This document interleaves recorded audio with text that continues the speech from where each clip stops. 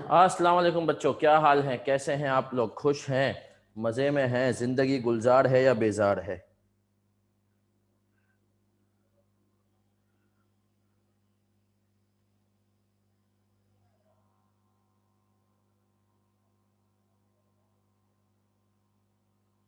चलें सर,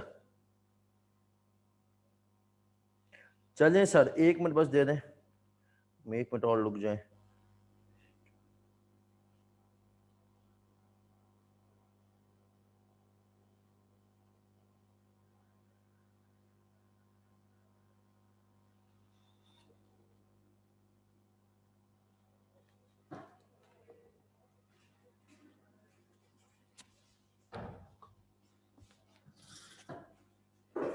चलें सर, इब्तिदा करेंगे। और इब्तिदा करते हुए सर हम क्या पढ़ेंगे?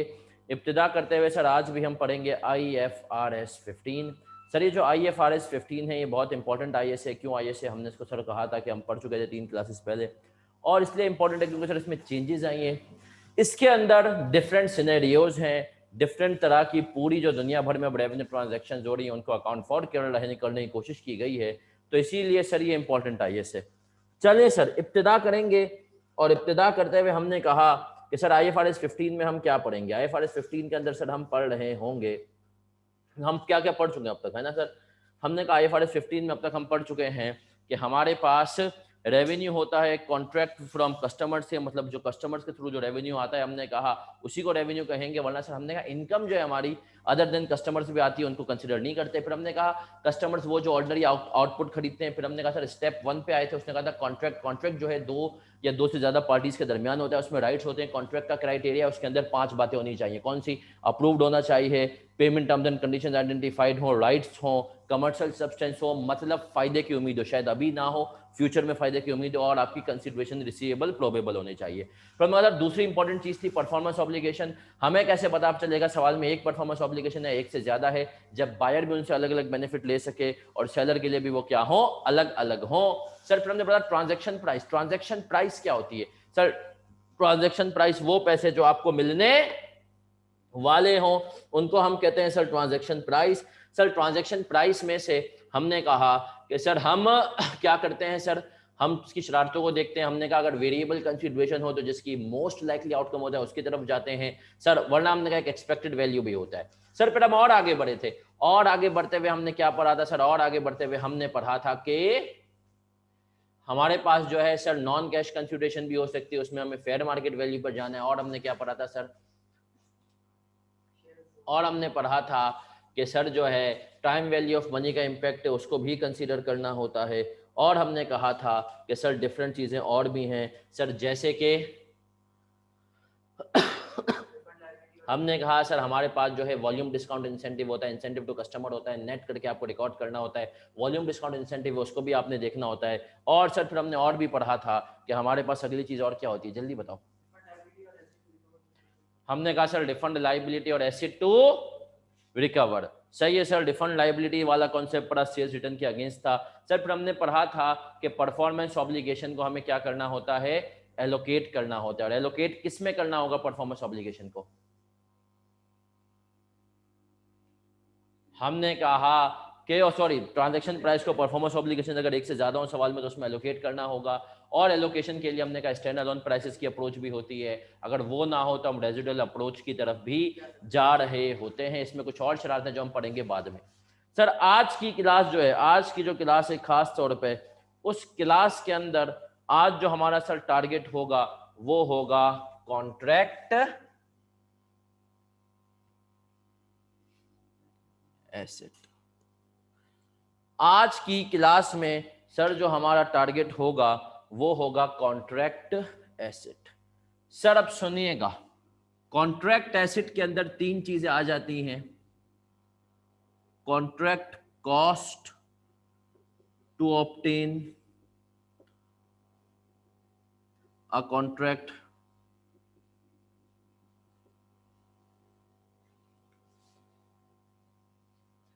Cost to fulfill the obligation,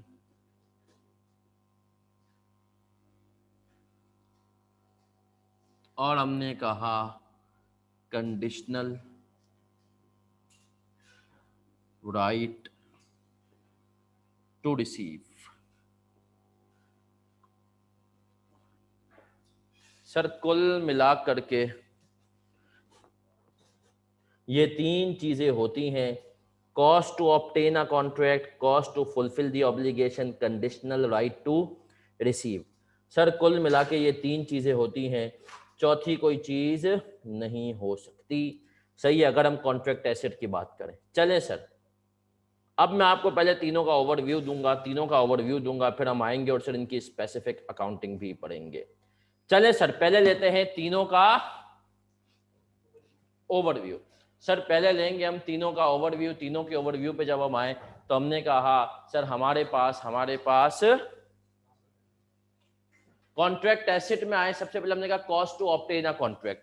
cost to obtain a contract क्या होती है सर? ये एक तरह की कॉस्ट होती है जो आपको तब इनकर होती है जब आपने कोई कॉस्ट कॉन्ट्रैक्ट हासिल किया, नहीं हासिल करते तो ये कॉस्ट भी नहीं होती। सही है sir.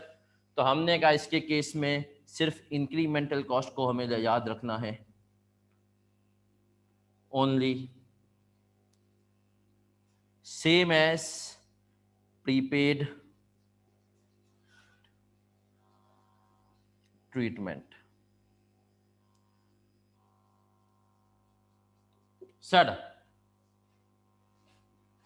cost to fulfill the obligation, recognize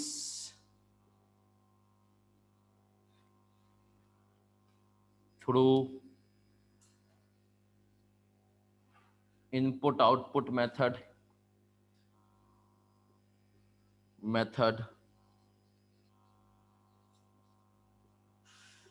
uncharged amount is asset।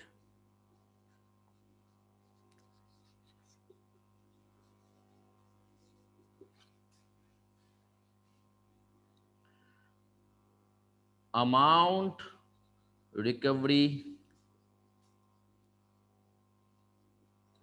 is conditional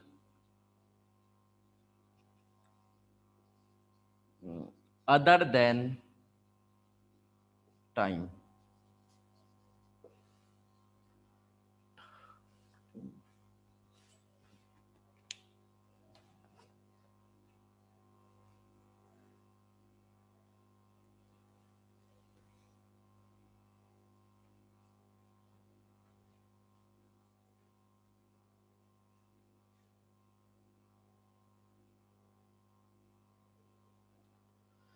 चले सर, ये कुल मिला के तीन तरह के कॉन्ट्रैक्ट, मतलब IFRS 15 ने अगर कोई एसेट की बात की तो इन तीनों की बात की है। मैं कहूंगा कि मैं इन तीनों को कह रहा हूं कॉन्ट्रैक्ट एसेट, बट नाम के लिहाज से सिर्फ हमने कहा ये कॉन्ट्रैक्ट एसेट है, उन दोनों को हम कॉन्ट्रैक्ट कॉस्ट के नाम से ही रिकॉर्ड करेंगे।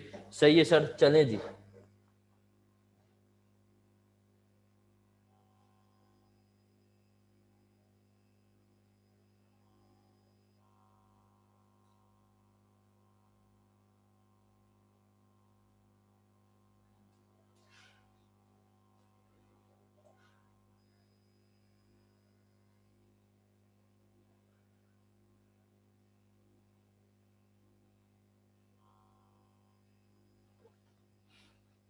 चले सर, इब्तिदा करूंगा। और हमने क्या कहा सर? हमने कहा अब आते हैं सर कॉन्ट्रैक्ट एसेट। IFRS 15 में अगर एसेट की बात आएगी तो आपकी निगाहें आएंगी 1, 2, 3 में से किसी एक की तरफ।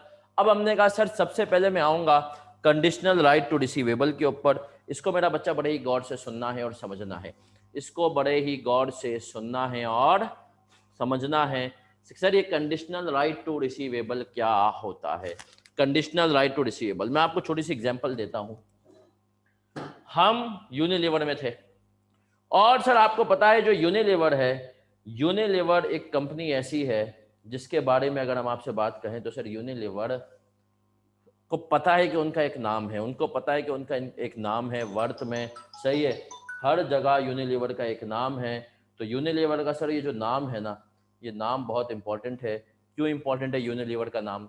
क्योंकि उनको पता है कि सर अगर कोई वेंडर हमारे साथ काम करेगा ना तो उसके मतलब जो है मजे हो जाएंगे, उसकी प्रोफाइल स्ट्रांग हो जाएगी। आपका अगर क्लाइंट हो यूनिलीवर फर्म में, तुम बताओ कितने चौड़े होते फिरते हो। जिस फर्म के पास यूनिलीवर का क्लाइंट होता है वो फर्म कितनी चौड़ी होती हुई फिरती है, कि भाई हमारा जो क्लाइंट है वो क्लाइंट क्या है सर, यूनिलीवर है।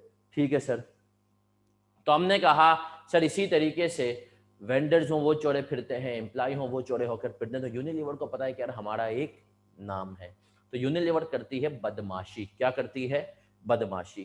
क्या बदमाशी करती है? यूनिलीवर कहती है भैया हमारा सबसे रनिंग आइटम कौन सा है यूनिलीवर का, जल्दी बताओ। यूनिलीवर का सबसे रनिंग आइटम कौन सा है, जल्दी बताओ भाई, तुम लोग भी चैट में बताओ। सबसे ज्यादा रनिंग आइटम यूनिलीवर का, सबसे ज्यादा रनिंग आइटम, कोई भी आइटम ओवरऑल पूरी यूनिलीवर की सेल्स का नंबर 1 किसके पास जाता है? 28%। ये देखें लक्स, नहीं सर लक्स नहीं है, यूनिलीवर की सेल्स का सबसे ज्यादा 28%। जब तक मैं था, ये मैं आपको 2017 के आसपास की बात बता रहा हूँ कि सर उस टाइम तक यूनिलीवर की टोटल सेल्स का सबसे ज्यादा पोर्शन जाता था, मतलब जो कंट्रीब्यूट करा वो सर्फ एक्सेल था। टोटल रेवेन्यू का अराउंड 28% सर्फ एक्सेल जो है कंट्रीब्यूट करता था यूनिलीवर के अंदर। सही है सर। तो इसका मतलब है दूसरे नंबर पे बताओ कौन सा था? Blue band. ब्लू बैंड सही है सर। मार्जरीन है, उसका तो कोई कॉम्पिटिटर भी नहीं है एज सच, है ना, डायरेक्ट कॉम्पिटिशन नहीं है। तो हमने कहा सर अब यूनिलीवर को ये बात पता है कि यार हमारा सर्फ एक्सेल बहुत बिकता है, तो अब यूनिलीवर करता है शरारतें। यूनिलीवर के कुछ माठे प्लेयर भी हैं, मतलब माठे प्रोडक्ट्स भी हैं। बताओ यूनिलीवर का सबसे बेकार प्रोडक्ट कौन सा है जो नहीं चलता? सोचो यार, ऑप्शंस मैं क्यों बताऊं, तुम लोग सोचो। नहीं तो कोई एक आध तो ये बता दो यार, कौन सा प्रोडक्ट यूनिलीवर का ऐसा है जो नहीं चलता भाई? बिल्कुल नहीं, यूनिलीवर प्रोडक्ट में बेकार है सर, चलता ही नहीं है। पेंटीन यूनिलीवर पीएनजी का है सर। यूनिलीवर का डोमेक्स नहीं चलता। सही, डोमेक्स यूनिलीवर ने बहुत कोशिश की, नहीं चला। सही है सर। तो उन्होंने कहा कि भाई जो है डोमेक्स को इतना हमारा ज़्यादा रनिंग आइटम नहीं है सर। सही है। इसी तरीके से हमने कहा कि यूनिलीवर के सर कुछ और आइटम थे जो इम्पोर्टेड चीज़ें वो ला के करता है। सही है। जैसे टोनी एंड गाई एक शैम्पू है, यूनिलीवर का एक शैम्पू है टोनी एंड गाई, तुम लोगों ने नाम नहीं सुना होगा। सही है सर। हमने कहा वो एक पार्लर जरूर है, लेकिन यूनिलीवर का एक दुनिया भर में ब्रांड चलता है टोनी एंड गाई। सही है। गरीब मुल्कों में नहीं आता वो ब्रांड, असल में वो है ड्राई शैम्पू सर। वो क्या है? ड्राई शैम्पू, मतलब उसमें आपको नहाने की जरूरत मतलब नहीं होती, आप वैसे ही शैम्पू कर सकते हैं। अब इस किस्म के प्रोडक्ट यूनिलीवर के नहीं चलते। अब सुनना, मैं कंडीशनर लाइट की बात बता रहा हूँ। सर्फ एक्सेल की डिमांड बहुत है, यूनिलीवर को पता है ब्लू बैंड की डिमांड बहुत है, लेकिन यूनिलीवर एक, मैंने कहा ना शुरू में बताया, बड़ी कंपनी है Unilever, muscle is very strong. तो यूनिलीवर क्या करता है? यूनिलीवर वही लोगों को धमकाता है, बोलता है सर्फ एक्सेल चाहिए ना, तो सर्फ एक्सेल के साथ अगर तुम्हें 100 जो है सर्फ एक्सेल चाहिए 2 kg वाले, तो उसके साथ तुम्हें 10 डोमिक्स लेने पड़ेंगे। सही है सर। अब बड़ी कंपनी तो बड़ी बदमाशी करेगी, बोलती है अगर तुम्हें 100 सर्फ एक्सेल चाहिए ना, तुम्हें तब देंगे जब तुम हमें क्या करोगे, हमसे 10 डोमिक्स लोगे। ठीक है। अब बेचारा एक छोटा रिटेलर होता है, वो तो यूनिलीवर की बात मानने पे क्या होता है, मजबूर। वो कहता है सही है भाई, जो है तुम जो कहते हो 100 सर्फ एक्सेल कहते मैं 10 डोमिक्स ले लूंगा। यूनिलीवर कहता है अच्छा मान गया हमारी बात, 10 डोमिक्स अभी पकड़ और तुझे 100 सर्फ एक्सेल देंगे 1 हफ्ते के बाद। और उससे 10 डोमिक्स से पैसे ले लेता है, सर्फ एक्सेल 100। लेकिन सर ये करता है छोटा। अब यूनिलीवर अगर इम्तियाज को ये तरीका दिखाएगा ना, तो इम्तियाज बोलेगा भाई तुम याद रखो, हमारे हाथ में अभी काफ़ी कुछ है कि हम एकदम से एरियल को आगे लेकर चले जाएं तुमसे। तो इम्तियाज कहता है ये जो तुम बदमाशियां दिखाते हो ना कि 100 सर्फ, मतलब अगर तुम्हें सर्फ एक्सेल चाहिए तो डोमिक्स भी लो, तो इम्तियाज वाले कहते हैं भैया चलो तुम्हारी बात मान लेते हैं, लेकिन हमारी भी एक कंडीशन है। वो सामने से इम्तियाज शर्त भी रखता है। इम्तियाज कहता है हमारी कंडीशन भाई ये है कि हम तुम्हें डोमिक्स के पैसे तब तक नहीं देंगे जब तक सर्फ एक्सेल की तुम डिलीवरी नहीं करोगे। वरना इम्तियाज को पता है ये डोमिक्स आज दे करके चले जाएंगे, सर्फ एक्सेल देंगे 15 दिनों के बाद, क्योंकि डोमिक्स इन्होंने बना के रखा हुआ है, बिक नहीं रहा, उसकी डिलीवरी तैयार होगी। सर्फ एक्सेल जो है, सर्फ एक्सेल के इनके पास इतने ऑर्डर्स होंगे, सप्लाई कम है और डिमांड ज्यादा है, तो हमें सर्फ एक्सेल देर से देंगे। तो इस केस में इम्तियाज ने अब ये शर्त रख दी कि डोमिक्स के पैसे तुझे तब दूंगा जब तू मुझे सर्फ एक्सेल डिलीवर करेगा, ताकि सर्फ एक्सेल की डिलीवरी क्या हो जाए, जल्दी हो जाए। तो अब हमने कहा यहां पर इसको आईएफआरएस ने कैटर किया कि भाई कॉन्ट्रैक्ट एसेट के अंदर 3 तरह के मतलब एसेट्स को डिस्कस किया। इसमें पहला है कंडीशनल राइट टू रिसीव, कि आपका रिसीवेबल तो हो लेकिन वो कंडीशनल हो। जैसे मैंने आपको एग्जांपल दी, क्या एग्जांपल दी सर? डोमिक्स जो है, डोमिक्स जो है उसके पैसे कब मिलेंगे? जब सर्फ एक्सेल मिलेगा। सही है सर। तो हमने कहा conditional right to receive amount recovery is conditional other than time. एक तो हमने कहा सर कंडीशनल होता है टाइम के ऊपर कि अभी पैसे नहीं मिल सकते, 2 साल गुजर जाएंगे तो मिलेंगे, ये उसकी बात नहीं कर रहा। ये कह रहा है कोई ऐसी कंडीशन हो जो कि टाइम के अलावा हो, जैसे डोमिक्स के पैसे के लिए कंडीशन क्या है, सर्फ एक्सेल की डिलीवरी। ठीक है सर। सर और एग्जांपल दें, अभी बताता हूं सर इसकी एक और एग्जांपल कि हमने कहा सर इसकी मैं एक और एग्जांपल यूं लें कि भाई आपने एक कंपनी से काम का जो है उनसे कॉन्ट्रैक्ट ले लिया, आपने कहा 2 साल के अंदर मैं आपको एक रोबोट बना के दूंगा, ठीक है।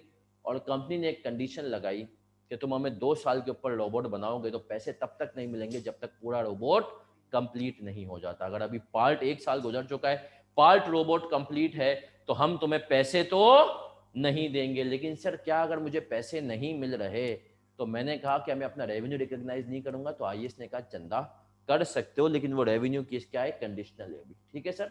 तो इस तरीके से सर हमने कहा ये एग्जांपल्स होती हैं, इसकी एग्जांपल है।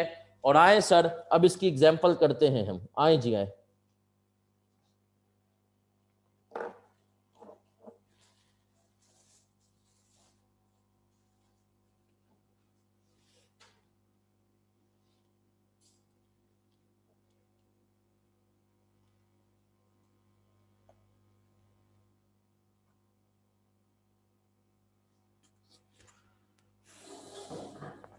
चलिए मेरा बच्चा इब्तिदा करते हैं एग्जांपल से, 1 मिनट दे दें बस।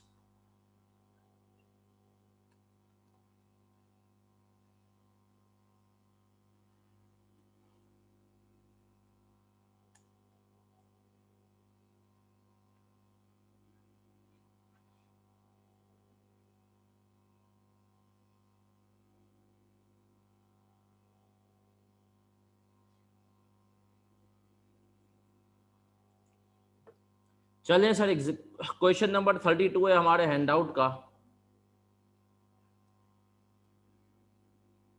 चलिए सर क्वेश्चन नंबर 32 है हमारे हैंडआउट का, और अब हम जो है सर उसकी एग्जांपल पढ़ेंगे भी और करेंगे भी। पेज नंबर है क्वेश्चन नंबर 32, पेज नंबर है सर 41। मुझसे काम है बॉय, क्या काम है, किस चीज का?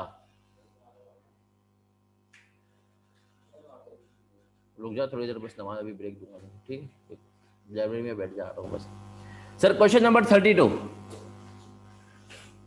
Generalized the above transactions. चलिए सर सवाल पढ़ रहा हूं, और हमने कहा एग्जांपल 39 ये बेसिकली आपके आईएएस की है। X limited enters into a contract to transfer product A and B to Y limited in exchange for ₹1000। अब सर हमने कहा एक्स लिमिटेड यहाँ पे यूनिलीवर है, वाई लिमिटेड हमने कहा इम्तियाज है, प्रोडक्ट ए जो है डोमिक्स है, प्रोडक्ट बी जो है वो सर्फ एक्सेल है। ठीक है sir. X Unilever, Y Imtiaz, A Domex, B surf Excel. Product A is to be delivered on 28 Feb, product B is to be delivered on 31 March। The promises to transfer products A and B are identified as separate performance obligation. ₹400 is allocated to product A and ₹600 is to product B। हमने कहा sir जो 1000 के products हैं उनमें से 400 जो हैं किसके हैं, ए के हैं, तो 600 किसके हैं, बी के। Revenues recognise when control of each product transfer to Y limited. दोनों का रेवेन्यू कब रिकॉग्नाइज होगा, जब कंट्रोल ट्रांसफर हो जाएगा वाई को। फिर क्या कह रहा है सर ये, payment for the delivery of product A is conditional on the delivery of product B, that is consideration of ₹1000 is due only after X Limited has transferred both products A and B to Y Limited। मतलब 1000 रुपए तब मिलेंगे जब Unilever ने डोमिक्स के साथ साथ Surf Excel भी ट्रांसफर कर दिया हो। डोमिक्स के पैसे किसके ऊपर है, Surf Excel. This means that X Limited does not have a right to consideration that is unconditional until both products A and B are transferred to Y Limited। Generalized the above transaction. चलें sir अब हम इनकी journal entries बनाएंगे। जल्दी से आप लोग जो है पढ़ लें इसको एक दफा, फिर हम इसको बोर्ड पे करने लगे हैं। इधर कर लेता हूं। चलें सर। 28 फेब को डोमिक्स डिलीवर हो रहा है, मतलब प्रोडक्ट ए, और 31 मार्च को क्या डिलीवर हो रहा है? Surf Excel product B. ठीक है सर। तब हमने कहा सर एंट्रीज क्या बनेंगी वो इधर देखने चल रहा।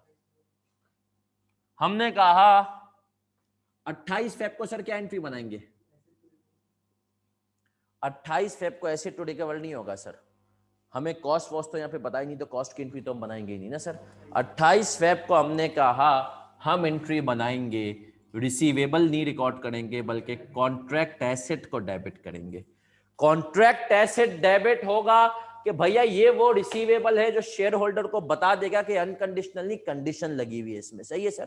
तो हमने कहा कॉन्ट्रैक्ट एसेट 400 से डेबिट, इसका रेवेन्यू रिकॉर्ड कर लेंगे। हमने कहा भैया हमें आइए ये बताओ भाई डोमिक्स के पैसे अभी कंडीशनल हैं लेकिन अल्टीमेटली हमें मिल जाएंगे जब हम सर्फ एक्सेल डिलीवर करेंगे। तो डोमिक्स तो हमने ट्रांसफर कर दिया ना कस्टमर को।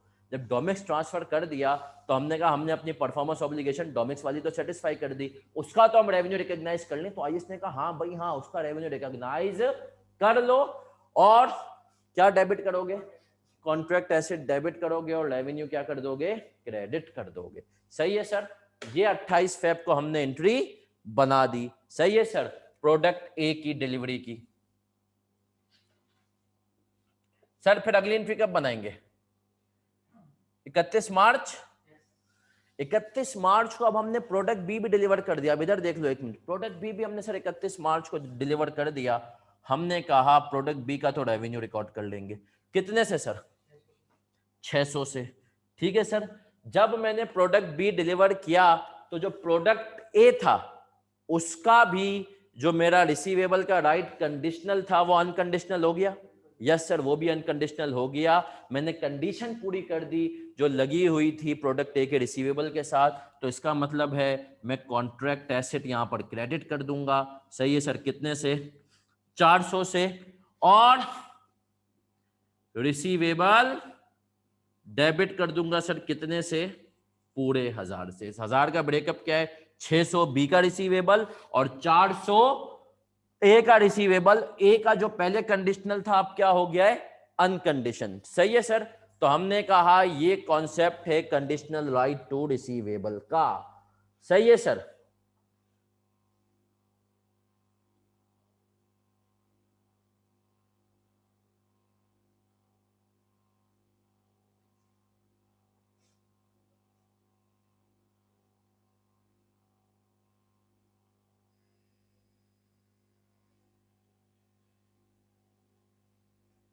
चलिए सर बढ़े क्या आगे? सर क्या ये एग्जाम्पल FAR 1 के सिलेबस में थी? यस सर थी। FAR 1 में भी ये एग्जाम्पल आपने पढ़ी हुई होगी लेकिन याद नहीं होगा सर, मजबूर है ना सर। वहां पर तो हम IFRS 15 को चॉइस पर लग के जाते थे। क्यों अब्दुल गफ्फार, काफी दिनों बाद वापस आया बेटा? आए सर। आगे बढ़ूंगा सर। अब आऊंगा सर कॉन्ट्रैक्ट एसेट में। देखो ये तीनों कॉन्ट्रैक्ट एसेट हैं लेकिन कहते हैं हम इसी को कॉन्ट्रैक्ट एसेट है। सही है सर। हमने कहा कहते इसी को कॉन्ट्रैक्ट एसेट है। ये है तो एसेट बट इसको कहा जाता है कॉन्ट्रैक्ट कॉस्ट। इसकी नेचर क्या है सर? एसेट वाली, बट इसको क्या कहा जाता है? Contract cost. अब सुन लो सर, ये बड़ा सिंपल सा कॉन्सेप्ट है और ये प्रीपेड जैसा एक कॉन्सेप्ट है मैं आपको, और ये हमारी इंडस्ट्री में, किसकी इंडस्ट्री में? हमारी इंडस्ट्री में बड़ा कॉमन है ये। सही है सर। हमारी सर्विस और ऑडिट की इंडस्ट्री में तो सर बड़ा ही कॉमन है। अच्छा सर ये कॉन्सेप्ट क्या है ये जरा आप हमें एक्सप्लेन करें। बिल्कुल करेंगे। अब सुन लें सर। हमारी फर्म है, अब हमारी फर्म एक ग्रोइंग फर्म है। सही है सर। और हर फर्म तकरीबन करती है, शायद बिग फोर यूं नहीं करती लेकिन बिग फोर में भी होता है। बिग फोर में अगर पार्टनर है, कोई एक पार्टनर, जल्दी से किसी पार्टनर का नाम बता बिग फोर के। चलिए सर फ़हीमुल हसन। अब फ़हीमुल हसन एक पार्टनर है जिनके साथ मैंने जो है अपने आर्टिकल्स किए।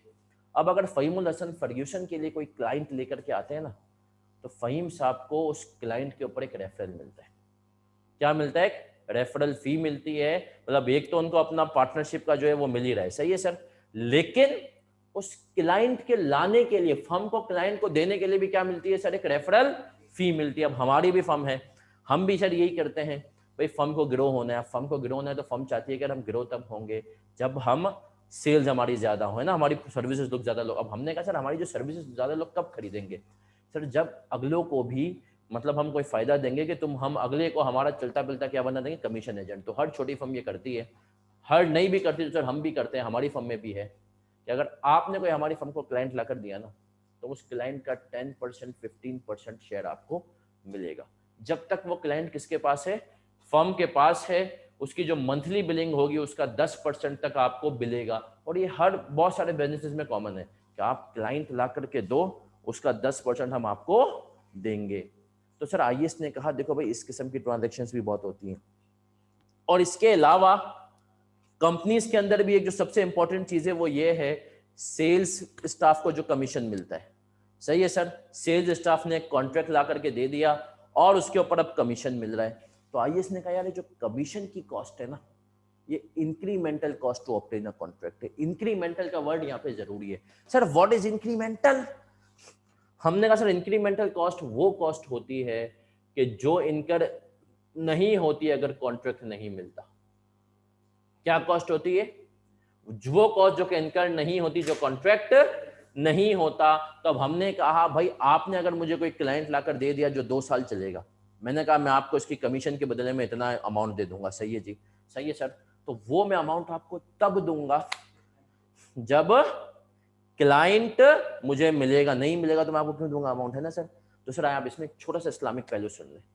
इस्लामिक पहलू ये कहता है कि यार आप कमीशन जो है ना उसको अमाउंट में फिक्स कर सकते हो, परसेंटेज में नहीं कर सकते।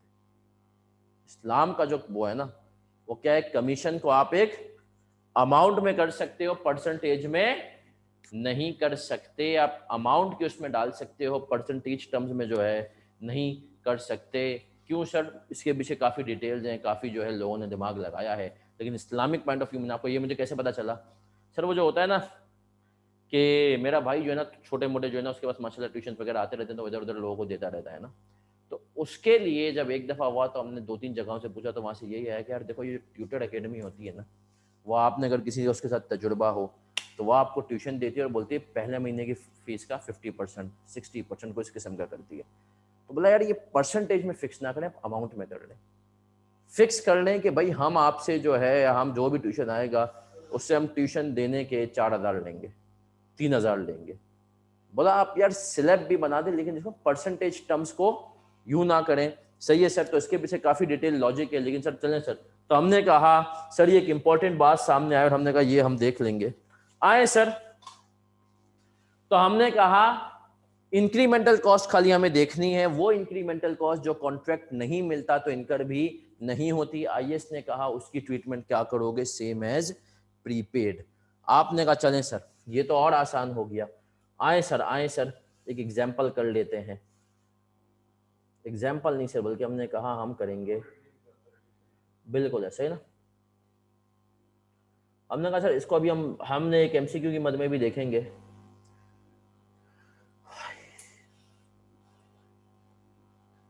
इसके ऊपर सर एक एमसीक्यू भी मौजूद है हमारे पास।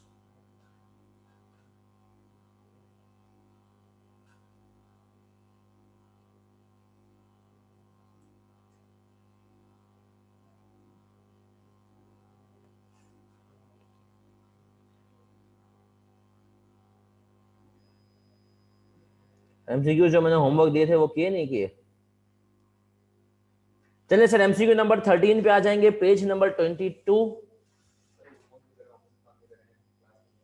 सही है sir, page number 22 MCQ number 13।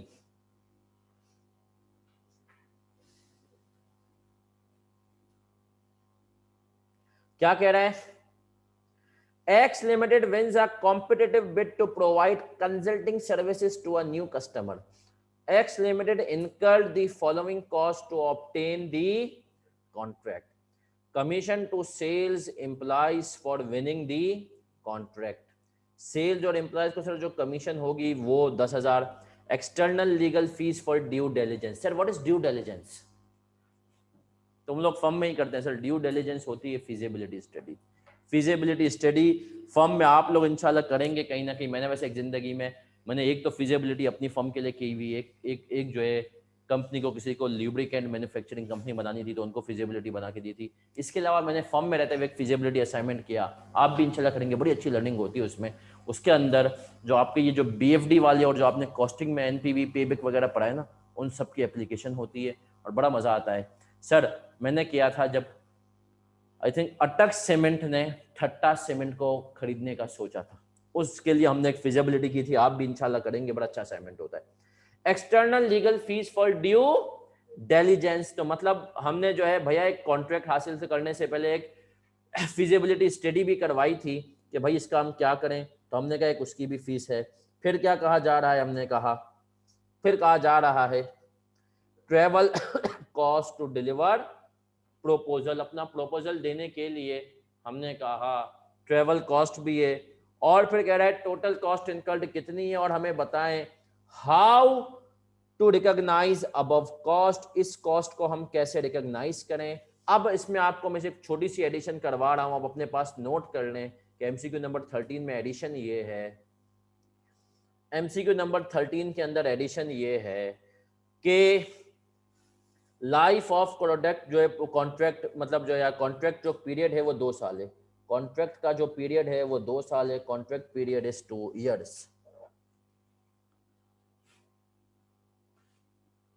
सही है सर। टोटल हमने कितने खर्च किए, 50,000 हमने खर्च किए। कितने खर्च किए हमने सर, 50,000। और हमने कहा cost to obtain a contract incremental cost होती है, इनकी बिल्कुल ट्रीटमेंट किसके जैसी होती है, प्रीपेड जैसी होती है। चलें सर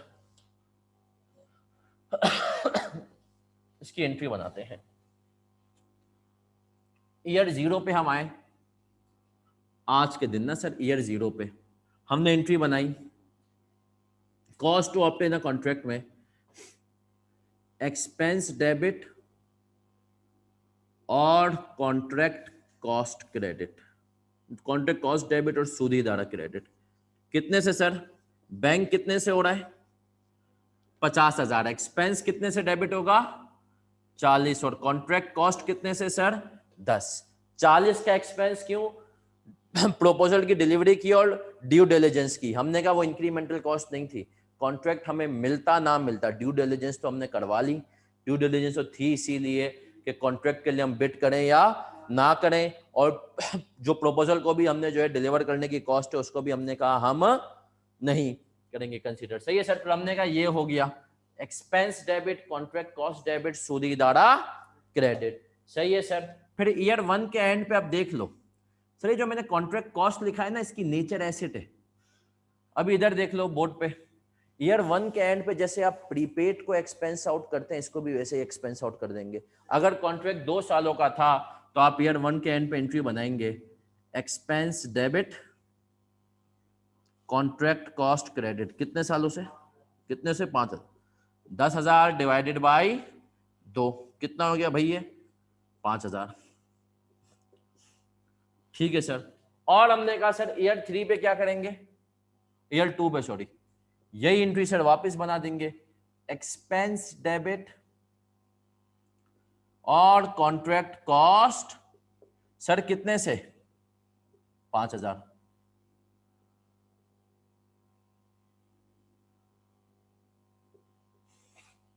चले सर, आर वी क्लियर। हमने कहा सर ये इतना आसान है, बिल्कुल इतना आसान है। अब्दुल गफार तेरा दोस्त कहाँ है, ओसामा।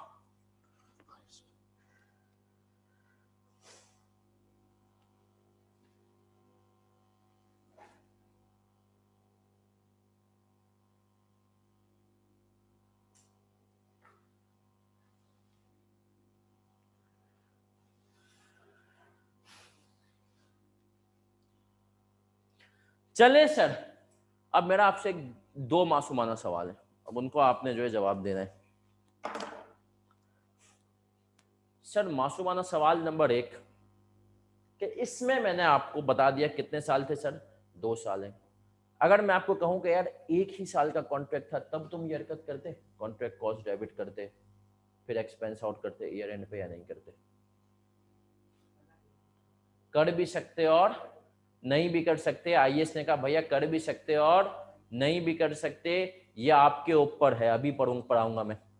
और सर दूसरा सवाल है, अगर अगर हमने कहा जो 40 में से हमने कहा 25,000 डिलीवरी ऑफ प्रपोजल के थे, अगर ये हमें वापस जो है रीइंबर्स हो जाते हैं, अगर हमारा कॉन्ट्रैक्ट एक्सेप्ट नहीं होता, तो जिस कंपनी ने कहा था कि आप हमें इस्लामाबाद में आके अपना कॉन्ट्रैक्ट दें, अगर आपका कॉन्ट्रैक्ट एक्सेप्ट हो गया तो ये 25,000 रुपये हम आपको वापस नहीं करेंगे। लेकिन अगर आपका कॉन्ट्रैक्ट एक्सेप्ट नहीं हुआ तो ये 25,000 की कॉस्ट हम आपकी क्या कर देंगे, रीइंबर्स कर देंगे। तो अब अगर ये रीइंबर्समेंट वाला ऑप्शन होता तो क्या हम एक्सपेंस करते 25,000 या नहीं करते?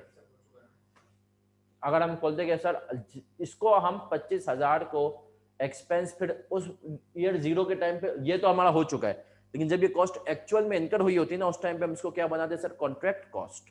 फिर जब एक्सेप्ट हो जाता प्रपोजल तो हम इसको एक्सपेंस डेबिट करते और कॉन्ट्रैक्ट कॉस्ट क्या कर देते, क्रेडिट। तो सर याद रखें, सिंपल सा रूल, इसकी नेचर क्या है, बिल्कुल प्रीपेड जैसी है। आईएएस ने कहा अगर कॉन्ट्रैक्ट पीरियड 12 महीने से कम का है तो तुम्हारे ऊपर है कि तुम पहले प्रीपेड कॉस्ट बनाओ फिर बाद में एक्सपेंस करो या ना करो। और आईएएस ने कहा कि अगर कोई ऐसी कॉस्ट है जो कि तुम्हें लग रहा हो कि कॉन्ट्रैक्ट एक्सेप्ट नहीं हुआ तो हमें वापसी मिल जाएगी, तो उस केस में भी आप क्या करेंगे, उस केस में भी आप जो है उस कॉस्ट को जब तक कॉन्ट्रैक्ट एक्सेप्ट नहीं हो जाता आप उसको एसेट बनाए रखेंगे। एक्सेप्ट हो गया तो उसको एक्सपेंस कर दें, और एक्सेप्ट नहीं हुआ तो वो आपका एसेट ही और आपको उसके बदले में कैश मिल जाएगा। सही है सर? तो हाँ, इसको एक दफा सर पढ़ भी लेते हैं और फिर आएंगे बिल्कुल एंड वाली चीज पर। एक दफा पढ़ भी लेते हैं और बिल्कुल एंड वाली चीज पर आएंगे मेरा बच्चा।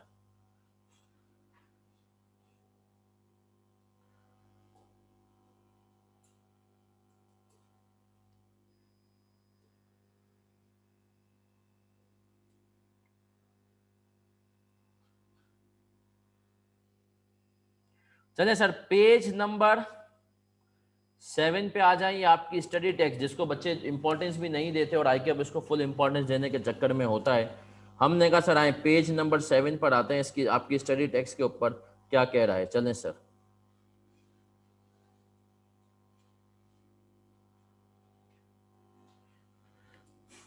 Cost might be incurred in contract cost के नाम से in obtaining a contract and in fulfilling that contract. Incremental cost of obtaining a contract, the incremental cost of obtaining a contract with a customer are recognized as an asset if the entity expects to recover those costs. The incremental cost of obtaining a contract are those costs that would not have been incurred if the contract had not been. Cost to obtain a contract that would have been incurred regardless of whether the contract was obtained are expensed as incurred unless they can be recovered from customer regardless of whether the contract is obtained। ये जो दूसरी वाली बात मैंने की थी कि मिल जाएगा सर, फिर बिल्कुल यही एग्जांपल है। फिर इसने एग्जांपल दी है, डब्बा जो है, डब्बे के नीचे बात कह रहा है an entity may recognize the incremental cost of obtaining a contract as an expense when incurred। देखिए सर यहाँ पे वर्ड बहुत इंपॉर्टेंट है, एन एंटिटी मे का मतलब क्या है, कर सकता है चाहे तो, लेकिन इसने कहा जरूरी नहीं है, शेल नहीं लिखा। सही है sir, the entity may recognise the incremental, ये मे का वर्ड बहुत इंपॉर्टेंट हो जाता है प्रैक्टिकल लाइफ में, recognise the incremental cost of obtaining a contract as an expense when incurred if the amortisation period of the asset that the entity otherwise would have recognised is 1 year और less. चलें sir, अब हमने कहा ये तो हो गया sir बड़ा ही सिंपल। अब सर जो अगली चीज की तरफ मैं आपको लेकर के जा रहा हूं मेरा बच्चा, वो बहुत इंपॉर्टेंट है। और वो इंपॉर्टेंट क्यों है, मैं आपको अब जो है ना सर अगली चीज है स्टेप 5। आपको याद होगा हमने अभी तक स्टेप 4 तक पढ़ा है, हमने स्टेप 5 नहीं पढ़ा है, और वो है cost to fulfill the obligation के से रिलेटेड। क्यों नहीं, क्यों है सर, आए बताऊंगा अभी मैं आपको। सर मैंने आपको पिछली क्लास से उसमें जो ना एंड में एक टीजर सॉर्ट ऑफ दिया था, और मैंने कहा भैया देखो अगर हो जाए ऐसा, कैसा ऐसा कि लंबा कॉन्ट्रैक्ट हो 5 साल का, तो कंस्ट्रक्शन कॉन्ट्रैक्ट उसमें आ जाते हैं। कंस्ट्रक्शन थोड़ी आते सर, और भी कॉन्ट्रैक्ट आ जाते हैं। सही है सर, कोई सर्विस का कॉन्ट्रैक्ट आ गया। सही है सर, कोई आपने जो कहा कि हम आपके लिए हुकूमत ने कहा कि हमें एक सॉफ्टवेयर चाहिए, आर्टिफिशियल इंटेलिजेंस की कोई चीज़ चाहिए, सही है सर, और वो आप हमें एक रोबोट बना के दें या कोई सॉफ्टवेयर बना के दें, अब उसमें भी 2 साल लग रहे हैं, सही है सर। तो ये डिफरेंट इसके अंदर सर पीरियड्स होते हैं। इस केस में इन्हीं का जिक्र है। इसने कहा देखो सर अब तुम अपने आप को बिजनेसमैन के हिसाब से, तो मैं तुम्हें एग्जांपल दूंगा कंस्ट्रक्शन की, तुम अपने आप को बिजनेसमैन के हिसाब से जब सोचोगे तो इंशाल्लाह तुम्हें समझ में आ जाएगा। तुम हो बिजनेसमैन, एक लम्हे के लिए समझ लो कि भैया तुम हो बशीर भाई कॉन्ट्रैक्टर। कौन हो? बशीर भाई कॉन्ट्रैक्टर, और मैं हूं मलिक रियाज। अब मैं मलिक रियाज क्या कर रहा हूँ बशीर भाई कॉन्ट्रैक्टर को, मैं कह रहा हूँ देखो भाई बशीर भाई कॉन्ट्रैक्टर, तुम मेरे लिए बनाओ बैरिया टाउन। आपने कहा सही है सर बनाएंगे।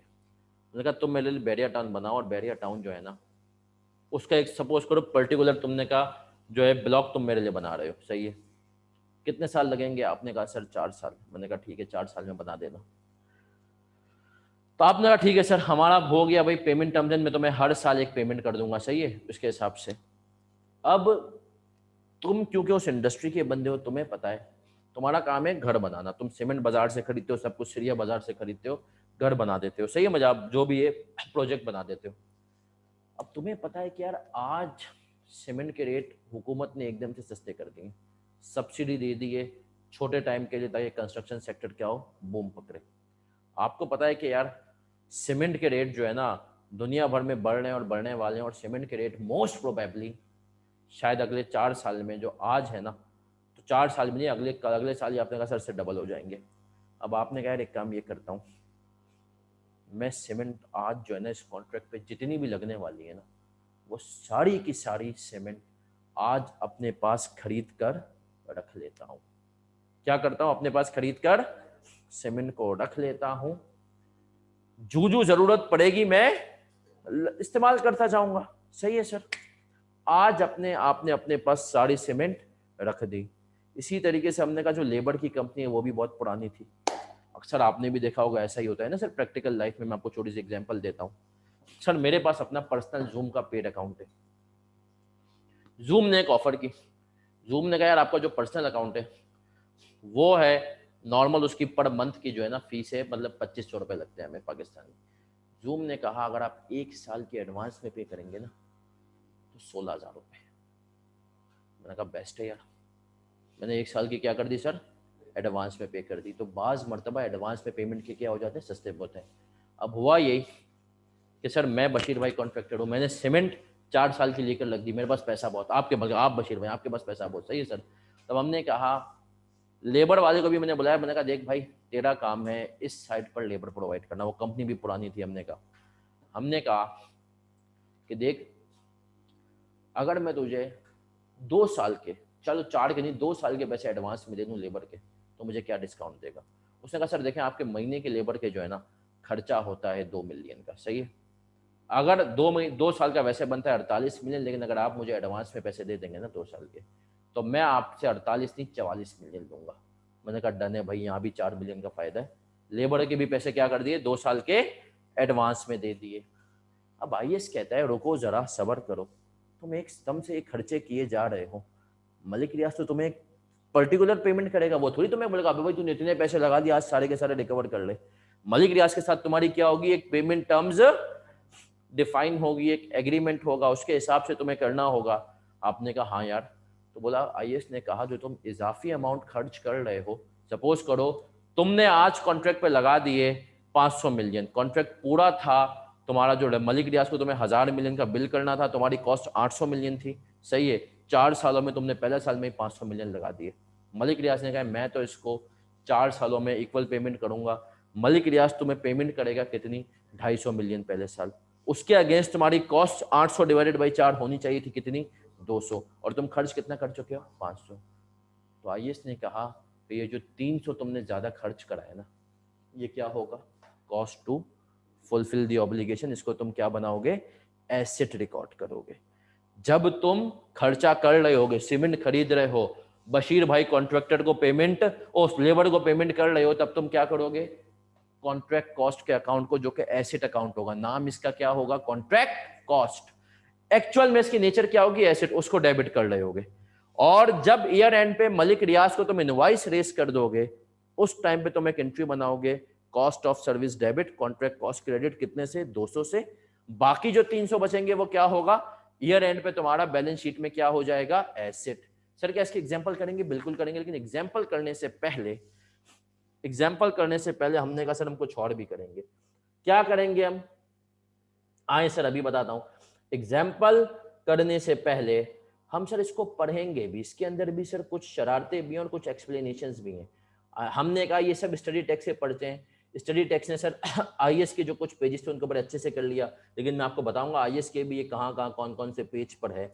तो आए सर पढ़ते हैं, cost to fulfill a contract, cost incurred, page number अगला ही पेज नंबर है जो हम पढ़ रहे थे, cost incurred in fulfilling a contract might be with in the scope of another standard, for example IS 2 inventories, IS 16 PPE और intangible asset. अब सुन लो सर ये इसकी एग्जांपल है, ये क्या कह रहा है, इसने कहा देखो कुछ कॉस्ट जो तुम इनकर करते हो ना, वो हो सकता है उसको कोई और स्टैंडर्ड डील कर लो, तो फिर उसको IFRS 15 ने कहा तुम cost to fulfill a contract नहीं समझोगे। एग्जांपल दें सर, मलिक रियाज से कॉन्ट्रैक्ट के लिए आपने ले ली एक क्रेन, क्या ले ली, क्रेन ली, आपने कहा क्रेन भाई बिल्डिंग बनानी है, क्रेन तो चाहिए होगी, और आपने कहा क्रेन की लाइफ भी 4 साल है, 4 साल में क्रेन फारिग हो जाएगी, और जो है तो अब वो जो क्रेन है ना, वो crane cost to fulfill the obligation के तौर पर डील नहीं होगी, उसको आप किसके तौर पे डील करेंगे, IS 16 PPE। सही है सर। तो इसने कहा हो सकता है जो तुम कॉस्ट अभी इनकर कर रहे हो कॉन्ट्रैक्ट पे, उसको कोई और IS देखता हो, अगर कोई और IS देखता है तो भैया जाओ उसके हिसाब से डील कर दो, और अगर कोई और नहीं देखता तो फिर तुम मेरे पास आओ, IFRS 15 ने कहा, और मैं बताऊंगा कि चंदा इसको कैसे डील करना है। तो यही कह रहा है, cost incurred in fulfilling a contract might be within the scope of another standard IS 2 inventories PP. If this is not the case, costs are recognized as an asset only if they meet all of the following criteria. तब recognise होगी जब ये सारा criteria meet, cost relate directly to a contract और to an anticipated contract that the entity can specifically identify। बोला भैया देखो जो तुमने सीमेंट लेके रख ली है ना, उसको तुम कॉन्ट्रैक्ट कॉस्ट तब बनाओगे जब वो तुमको पता हो कोई कॉन्ट्रैक्ट हाथ में उसके लिए है, या तुमको पता हो एक कॉन्ट्रैक्ट अभी तुम्हारे पास है तो नहीं लेकिन तकरीबन आने वाला है।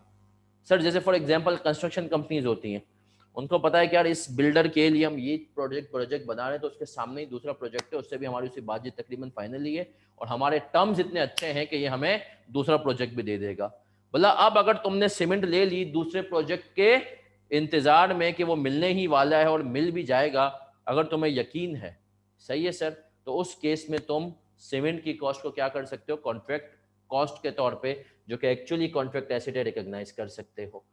सर और बताएं, कॉस्ट जनरेट और enhances resources of the entity that will be used in satisfying performance obligation in the future। वही बात भाई, तुमने कहा सीमेंट लोगे तुम बशीर भाई कॉन्ट्रैक्टर, सीमेंट तुम्हारा क्या क्या इस काम में आएगी, बिल्कुल काम में आएगी। जो तुम्हारी परफॉर्मेंस ऑब्लिगेशन है मलिक रियाज को ब्लॉक बना करके देना, उसमें तुम्हारी हेल्प करेगी। और आखिरी पॉइंट कह रहा है,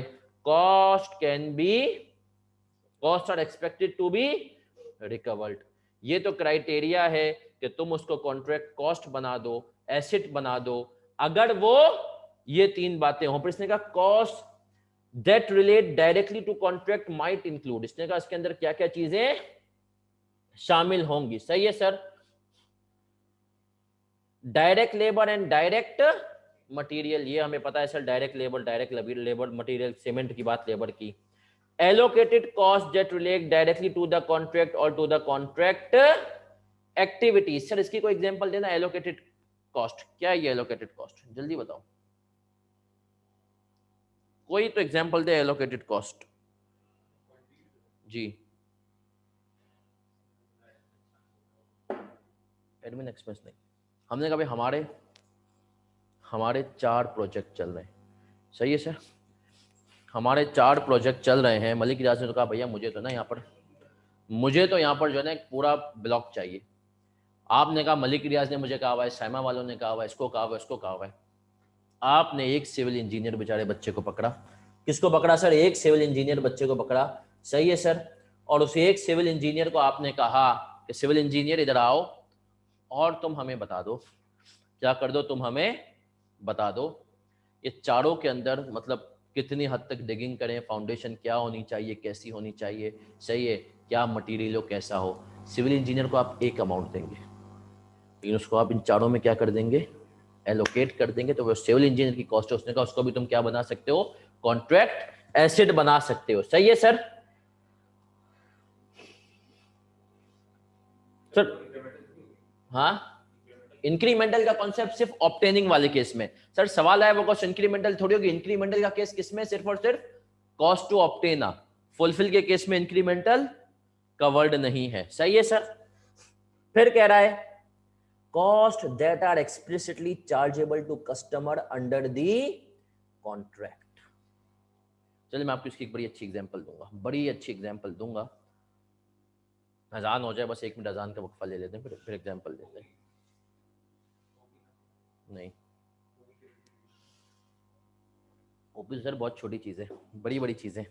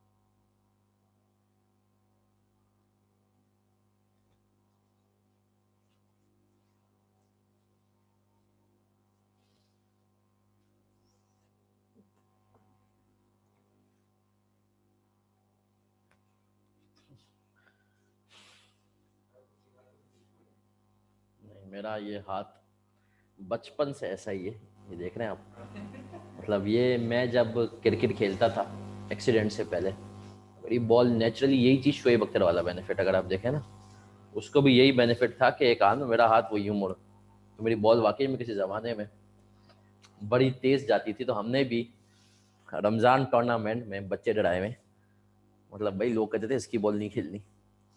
मेरी स्कूल लाइफ में जब हम थे, चलिए स्कूल लाइफ में सर एक दफ़ा इवेंट ऐसा हुआ, मतलब एक मैच हुआ और हमें हमें जो है तो हमें जो है एक उससे वो कर दिया गया, एक बड़े लड़कों की टीम, बड़े तो नहीं, हम भी मैट्रिक में थे, स्कूल पार्टिसिपेट करती रहती थी हमारी इन किस्म की चीज़ों में। तो एक टूर्नामेंट हो रहा था ऑल कराची स्कूल्स का, उसमें पार्टिसिपेट करा और सामने जो टीम पड़ी ना, उसके अंदर 4 लड़के अंडर 16 के, और 50 ओवर का मैच पहली दफ़ा हम खेल रहे, इससे पहले 20-20 खेले हुए थे।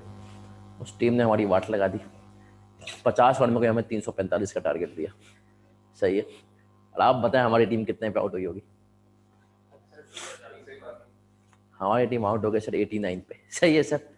तो खैर, तो सर उस जो है ना, मुझे एक मतलब यही जो, एक तो मेरा सर हाथ बहुत सीधा था, दूसरी बात नेचुरली मेरी जो है ना लाइन बहुत अच्छी थी बॉल की, एक ये बेनिफिट था। तो लाइन बहुत अच्छी थी, तो वहाँ पर एक जो साहब एम्पायरिंग कर रहे थे वो थे राशिद लतीफ़ क्रिकेट अकेडमी में। उन्होंने कहा बेटा तुम फ़ौरन से जो है ना आ जाओ और ज्वाइन करो राशिद लतीफ़ क्रिकेट अकेडमी, वहाँ पर हम तुम्हें ग्रूम करेंगे, ये वो। अब मैं सर बिल्कुल एक, आपको पता है मिडिल क्लास फैमिली का बच्चा, कश मकश में आया, करूँ ना करूँ। मैंने लोगों से मशवरा किया, तो लोगों ने मुझे कहा देख भाई, सक्सेस रेशो जो है ना क्रिकेट में 5,000 में से एक होगा। और बोला यार सक्सेस रेशो किसी भी और फिल्म, उस टाइम पे सीए का सोचा नहीं था, बोला बट माशाल्लाह उससे तो ज़्यादा ही है। बोला देख ले भाई, मतलब अगर तेरा क्रिकेट में, अब मुझे यकीन मानो मैं कभी कभी अभी सोचता हूँ, मतलब अगर यार उस टाइम पर जो है ना ये मैं आपको बात बता रहा हूँ, मेरी स्कूल लाइफ 2006-05, उस टाइम पे अगर ये पता होता ना ये पीए, अबे उस टाइम तो आईपीएल भी शुरू नहीं हुई थी, इतनी सारी लीग्स होती तो शायद मैं चले जाता उस वक्त उस तरफ। सही है सर कि यार कहीं ना कहीं तो कुछ ना कुछ तो हो जाएगा। उस टाइम पे हमने कहा यार कहाँ इतने लोग होते हैं, वैसे भी कराची वालों को चांस नहीं मिलता, तो मैंने छोड़ दिया। चले सर, लेकिन क्या ना है, आपने आपको ना कॉस्ट टू, इसके हम दूसरे पॉइंट के ऊपर थे कि सर बाज मर्तबा कुछ कॉस्ट ऐसी होती है जो आप कस्टमर को डायरेक्टली चार्ज कंपनीज करती है। मैं आपको एग्जांपल देता हूँ, कंस्ट्रक्शन इंडस्ट्री में बहुत कॉमन एग्जांपल है। सही है सर, मेरा बड़ा भाई कह लें, कजन है बड़े भाई जैसा, वो काम करता है एक कंस्ट्रक्शन कंपनी में। वो इमार वगैरह के लिए जो अभी जो इमार का प्रोजेक्ट बन रहा है 2 दरिया पे, वो सब वो बना रही है तमाम चीज़ें ना। बीच में उसकी पोस्टिंग हो गई थी रावलपिंडी। सही है, रावलपिंडी में वो फौजियों के लिए कुछ बना रही थी कुछ। सही है, अब उन्होंने कंपनी के जो डायरेक्टर थे, वो डायरेक्टर बड़े ही कोई, जिसको पता ना कि वो भी बड़े पार्टी आदमी है और बड़े वो हैं असरो रसूख वाले आदमी हैं। उन्होंने वही फौजियों को कह दिया हम अपनी टीम यहाँ पर भेजेंगे। सही है, लेबर वेबर का खर्चा तो आप उठाओगे, लेकिन हमारे अकाउंटेंट भी यहाँ पर आके बैठेगा, आपका इतना बड़ा प्रोजेक्ट है, पे में और भी लोग बैठेंगे, ये बैठेंगे, हम इनको बैठने के लिए, ये कम से कम प्रोजेक्ट चलेगा 2 साल, 2 सालों के लिए हम कंटेनर बनाएंगे इनके रहने के इस्तेमाल का। एक कंटेनर में 2 कमरे, बिल्कुल वीआईपी कंटेनर बनाएंगे, सब कुछ करेंगे। सही है, और तमाम उनके कंटेनरों के अंदर जो साबुन आएगा ना, उसका खर्चा भी आपसे लेंगे। ये आपको मैं एक्सप्लिसिटली क्या बता रहे हैं कि हम चार्ज कर देंगे। अब सर कंस्ट्रक्शन जो है कंपनी ये काम करती है, तो जो मेरा कज़न है वो वहाँ पर जाके कंटेनर में रहा। मैं भी यूनिलीवर में जॉब करता था, मैं भी लाहौर गया एक दफ़ा, मैंने कहा वीकेंड में चलो भाई घूम कर आते हैं। सही है, तो मैं भी गया, मैं भी उसी कंटेनर में रहा। सही है, लेकिन पॉइंट क्या है सर कि कंपनी ने कह दिया था कि यार वो जो कंटेनर में हमारा स्टाफ रहेगा, उसके अंदर अगर कंटेनर के अंदर कुछ भी आ जाए कॉस्ट, चाहे उनके लिए खाना आ रहा है, चाहे उनके लिए साबुन आ रहा है, कुछ भी आ रहा है, भैया उसकी कॉस्ट हम चार्ज करेंगे कंपनी से जिसका हम काम कर रहे हैं। तो अब आपने कहा उस कॉस्ट को भी आप कॉन्ट्रैक्ट कॉस्ट बना सकते हैं। हो सकता है आपने उनके लिए 2 साल के साबुन एक साथ मंगा के रख लिए, क्या करोगे, कॉन्ट्रैक्ट कॉस्ट का अकाउंट कर दोगे, डेबिट कर दोगे। चलें सर, चलें सर आगे बढ़ते हैं। फिर कह रहा है other cost that are incurred only because an entity entered into the contract, example payments to subcontractors. फिर कह रहा है following cost must be recognised as expense when incurred. इनको आप कॉन्ट्रैक्ट एसेट नहीं बना सकते। वो कौन सी कॉस्ट है, general and admin cost unless those cost are explicitly chargeable to the customer under the contract. Sir क्या मतलब, अब भाई एक कंपनी, उसने कहा 4 जगहों पे शहर में हमारे पास काम हो रहा है, ठीक है बढ़िया है। अब एक बंदा है जो हमारे हेड ऑफिस में बैठा हुआ अकाउंटिंग कर रहा है, कंपनी ने कहा उसकी कॉस्ट आपकी जनरल और एडमिन ओवरहेड का हिस्सा है, उसको आप किसी भी जो है प्रोजेक्ट पे चार्ज नहीं कर सकते। तो उसको आप कॉन्ट्रैक्ट एसेट नहीं कह सकते। इसी तरीके से कह रहा है cost of wasted materials or other resources to fulfill the contract that were not reflected in the price of the contract। वही बात एबनॉर्मल की बात कर रहा है। नॉर्मल लॉस तो कंपनी यूजुअली अकाउंट फॉर कर लेती है प्राइस में, लेकिन एबनॉर्मल को नहीं करती। फिर कह रहा है cost that relate to satisfied performance obligation और partially satisfied obligation in the contract. सही है, that is the cost that relate to past performance. Sir होता है ना 2 नंबरी होती है। क्या 2 नंबरी होती है, तुम लोग भी करोगे। क्लाइंट पे जाते हो, स्टेशनरी पकड़ते हो, मिलती है नहीं मिलती आजकल क्लाइंट पे स्टेशनरी, या फर्म देती है तुम लोगों को, क्लाइंट भी देता है यार, क्लाइंट भी देता है। सही है सर, क्लाइंट भी देता है और फर्म तुम्हें देती है राइटिंग पैड, और उसको तुम लोग पता नहीं क्लासों में लेके क्यों नहीं आते, तो हम तो वही लेके जाते थे। सही है सर, अब फर्ग्यूसन का वो जो बड़ा वाला राइटिंग पैड मिलता है महीने का एक, है ना सर? अच्छा, हमें मिल जाता तो महीने का एक है, हर महीने एक। हमने कहा क्लाइंट हमने लगाए नहीं, लेकिन ये जरूर जमा करते थे। और सर कभी कभी तो ऐसा होता था कि मेरा भाई भी एसीसी की तैयारी इसी पे करता था। सही है सर, तो हमने कहा ये होता है सर। फिर उसके बाद दूसरी चीज़, क्लाइंट पर जाते हैं सर, पेन क्लाइंट की, ये तमाम चीज़ें ना। अब हुआ ये कि भाई फर्म ने सपोज करो एक क्लाइंट के लिए एक स्टेशनरी क्लाइंट को चार्ज की, वो स्टेशनरी क्लाइंट को चार्ज कर ली, अब वही स्टेशनरी बची हुई थी दूसरे क्लाइंट पर यूज़ कर रही है। तो आईएएस कह रहा है ये चीज़ नहीं होगी। एक क्लाइंट को जो तुम कॉस्ट चार्ज कर चुके हो ना, उसी कॉस्ट को तुम वापस दूसरे क्लाइंट पर चार्ज। आपने एक क्लाइंट के लिए सीमेंट मंगवा ली थी, उसको कह दिया भाई तेरे लिए मैंने 5 लाख के सीमेंट मंगाए, उसने आपको 5 लाख दे दिए, उसने 4,90,000 आपके सीमेंट में लगे। आपके वर्कर ने महारत से काम करते हुए 10,000 की सीमेंट क्या कर ली, बचा ली। सर वो जो 10,000 की सीमेंट बचाई है ना, अब ऐसा नहीं आप बोले आपने उसको चार्ज कर दिए तो कर दिए, उसने कहा ये नहीं करना कि उसको तुम अब अगले कॉन्ट्रैक्ट पे फिर से क्या कर दो, चार्ज कर दो। सही है सर। तो इसने कहा वहां पर जब तुम कॉस्ट का हिस्सा अगर बना चुके हो, देखा जाए तो कॉस्ट एक्सपेंस आउट हो चुकी है वो, अभी भले तुम्हारे पास फिजिकली बनी हुई है, वापसी इसको नहीं मार देना। सही है सर। तो ये कह रहा है, सही है जी, बिल्कुल ऐसा ही है जैसे तुम लोग कभी गए होगे क्लाइंट्स पे, देखा होगा एक लिस्ट भी बनाई होगी कि वो एसेट जो कि फुली डेप्रिशिएटेड है बट स्टिल इन यूज है। सही है सर। फिक्स एसेट की एक लिस्ट बनती है, पता नहीं अब बनती है, पेल देते हैं बच्चे। सही है। लेकिन हमारे टाइम पे बनती थी कि वो फिक्स एसेट जो स्टिल, ये क्या होता है, चेंज इन एस्टिमेट हो गया, तो हमने कहा सर इसी किस्म की कोई चीज आप चार्ज नहीं कर सकते। तो हमने कहा सर ये होती है cost to fulfill the obligation. अब सर आएंगे और हम एक और इंपॉर्टेंट कॉन्सेप्ट की तरफ जाएंगे, मैं इसकी कंप्यूटेशन पर आएंगे, आज की क्लास में आएंगे, लेकिन हमने कहा सर उससे पहले बहुत जरूरी है कि हम एक और कॉन्सेप्ट की तरफ जाएं। और सर वो एक और कॉन्सेप्ट क्या है, आखिरी जो स्टेप था कि जो आपकी परफॉर्मेंस ऑब्लिगेशन होती है, परफॉर्मेंस ऑब्लिगेशन क्या होती है, वो काम जिसके आपको पैसे मिलते हैं उसको आप कंप्लीट करते हो एक ही वक्त में या ओवर दी पीरियड। जैसे एग्जांपल देता हूं, गुड्स के केस में तुम्हें मार्कर चाहिए, तुम अभी जाओगे, ब्रेक होगी, कैंटीन में कुछ खाओगे पियोगे, तो सर वो जो कैंटीन में तुम कुछ खाओगे पियोगे वो performance obligation satisfied eight a point in time में एक ही वक्त में कंट्रोल पास हो जाएगा। लेस का कंट्रोल एक ही वक्त में कैंटीन वाले से तुम्हारे हाथ में चले जाएगा। सही है सर। और हमने कहा एक होती है कि performance obligation satisfied over time, customer जिससे आहिस्ते आहिस्ते करके अपने हाथ में लेता है, जिससे आहिस्ते आहिस्ते करके कस्टमर को बेनिफिट मिलता है। जैसे अभी जो मैं आपको पढ़ा रहा हूं सर, ये कौन सी ऑब्लिगेशन है, सेटिस्फाइड ओवर टाइम। सही है सर। तो आए इसको जरा डॉक्यूमेंट करते हैं। और सर यहां से हमने कहा शरारतों का एक नया रुख शुरू हो रहा है।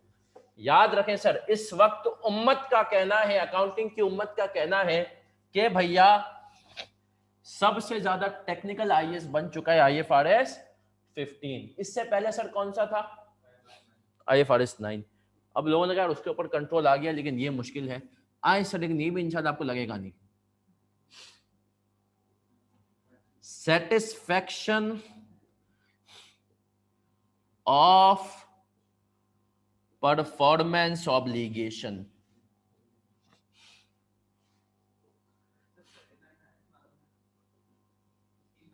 नहीं 9 पहले आया, 9 का ड्राफ्ट पहले आ गया था, वो भी आ गया था, इंप्लीमेंट बाद में हुआ है, लेकिन 15 से तो शायद पहले इंप्लीमेंट हुआ है 9, या आसपास साथ साथ हुआ है।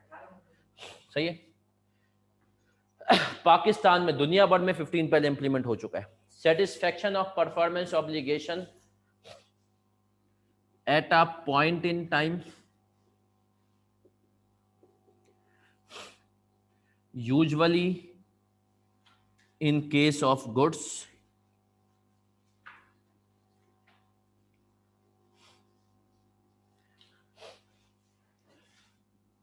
over time, usually in case of services,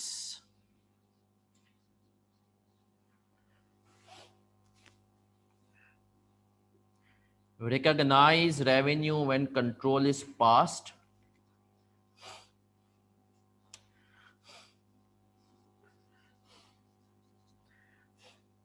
when control is passed,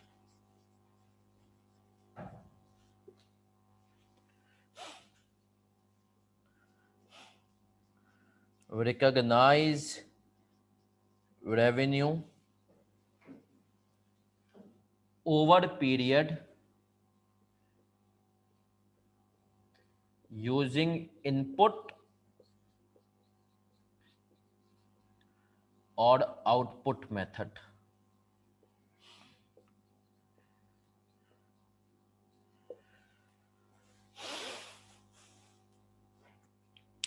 sir हमने कहा performance obligation, satisfaction of performance at a point in time और ओवर टाइम। एक के केस में हमने कहा यूजुअली गुड्स के केस में होता है recognise revenue when control is passed, और ये होता है सर्विस के केस में। सर अभी ये होता क्या है, ये हम इंशाल्लाह जो है इसकी गहराई में जाएंगे नमाज के ब्रेक के बाद। क्या होता है, कैसे होता है, क्यों होता है, और ये बड़ा इंपॉर्टेंट कॉन्सेप्ट और सर इसको समझना बहुत जरूरी है। इसके ऊपर काफी एग्जांपल्स की कॉम्प्लेक्सिटीज सर आ जाती हैं, खास तौर बेटा पॉइंट और ओवर टाइम के ऊपर।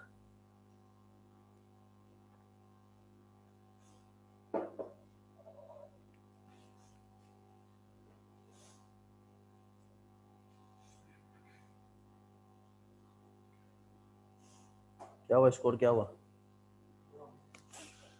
साउथ अफ्रीका के। और ओवर्स टारगेट कितने का है? बस। चले सर नमाज का ब्रेक ले रहे हैं हम। 15 मिनट का, 15 मिनट के नमाज के ब्रेक के बाद हम मिलते हैं और सर यहीं से कंटिन्यू करते हैं।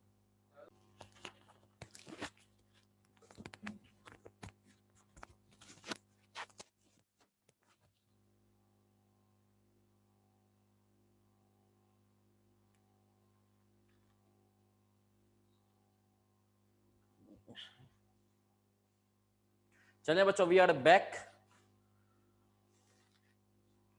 और हमने कहा जब हम सर वापसी हुए हैं तो सर क्या होगा? सर कुछ भी नहीं होगा, है ना सर? हाँ, सिर्फ इनपुट और आउटपुट मेथड पढ़ेंगे।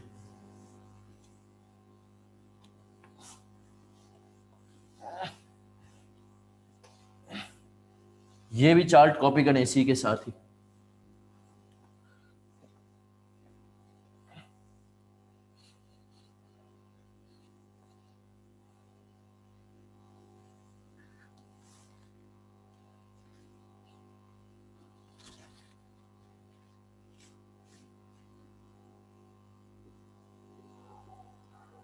Methods of recognizing revenue over time,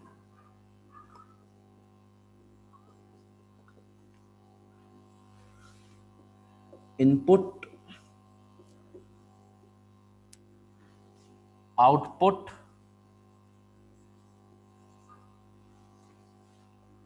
time based.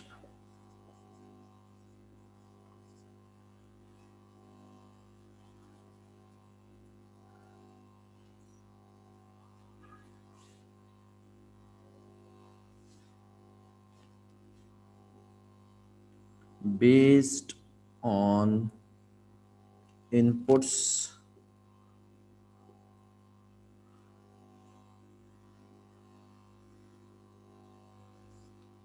costs,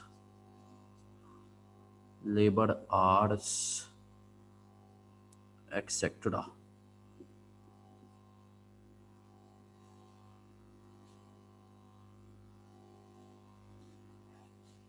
Input to date divided by total estimated inputs multiply by 100. Stage of completion.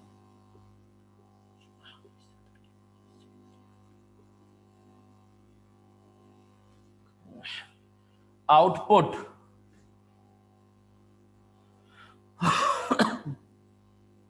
based on value to customer,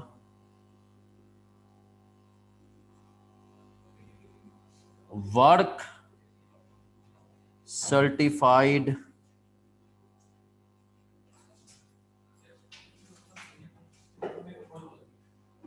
by expert, floors completed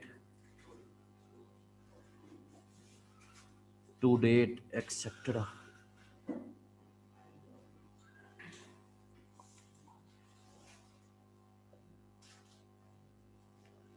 Time base.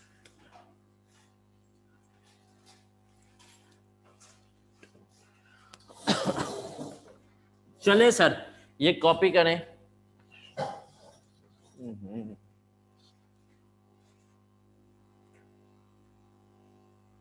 On a straight line basis, over time.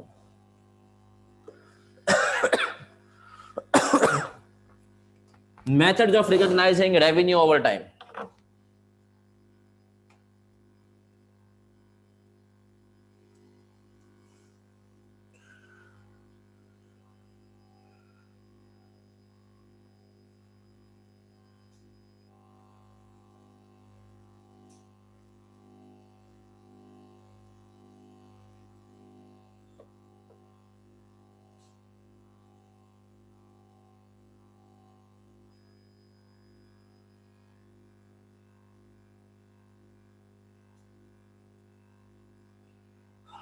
Copy करें sir, फिर आगे बढ़ते हैं।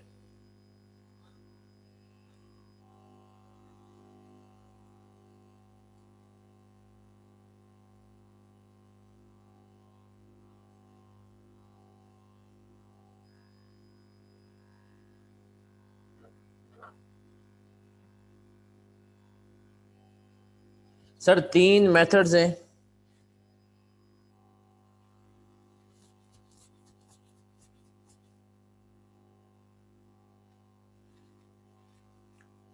Over time के।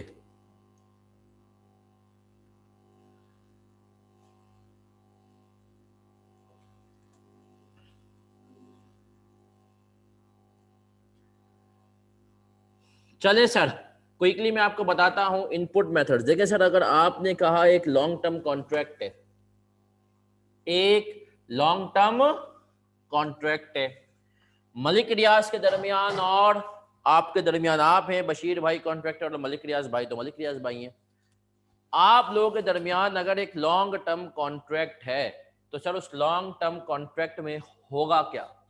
Sir हमने कहा कि कोई ना कोई पेमेंट प्लान होगा, कोई ना कोई आपके दिमाग में वो होगा कि भाई किसी ना किसी तरीके से जो है आप हमें मलिक रियाज को कहा कि कब कब पैसे देंगे, कोई तो मेथड होना चाहिए ना। तो सर यूजुअली इस जो है कॉन्सेप्ट, इस जो है बिजनेस के अंदर होता है माइलस्टोन डिफाइन। माइलस्टोन डिफाइन क्या होते हैं कि भाई अगर आपने फाउंडेशन तैयार कर ली तो ये पहला माइलस्टोन था, अगर आपने बेसमेंट तैयार की और बेसमेंट के बाद आपने जो है ग्राउंड फ्लोर भी तैयार कर दिया तो ये दूसरा माइलस्टोन था। एक माइलस्टोन पूरा होगा, आप मलिक रियाज को कहेंगे हमारे पैसे ड्यू हो गए। सही है सर। अच्छा, तो वो बेसिकली हमने कहा वो आता है आउटपुट मेथड में। अब आप अगर कोई किसी को मलिक रियाज को कोई सर्विसेज दे रहे हैं ना, तो ईयर एंड पे 1 साल हो गया काम शुरू हुए हुए, ईयर एंड पे कितनी सर्विसेज ड्यू हो गई हैं उसको आप और मलिक रियाज पहले से क्या करते हैं, तय करते हैं किस बेस पे हम आपको जो है सर्विसेज का हिसाब लगाएंगे। तो इसमें सर यूजुअली जो सबसे कॉमन प्रैक्टिस होती है खास तौर पे कंस्ट्रक्शन इंडस्ट्री में, वो होता है work certified by experts. Work certified by experts, civil engineer, architects etcetera, ये वो हजरात होते हैं जो कि सर्टिफाई करके बताते हैं कि हाँ भाई इस बिल्डिंग में इतना काम पूरा हो चुका है। वो होता है आउटपुट मेथड। आउटपुट मेथड क्या होता है? Based on value to the customer. Customer को क्या वैल्यू मिली है, उसका कितना काम हो गया है, हमने कहा आउटपुट मेथड उस पर बेस करता है। भाई अगर आर्किटेक्ट ने कह दिया, सिविल इंजीनियर ने कह दिया, हालांकि 15 मंजिला बिल्डिंग में से सिर्फ अभी जो है 2 फ्लोर बने हैं, लेकिन आर्किटेक्ट ने कह दिया सर 50% काम हो गया है, तो इसका मतलब है 50% का आप रेवेन्यू बुक कर सकते हो। सही है सर।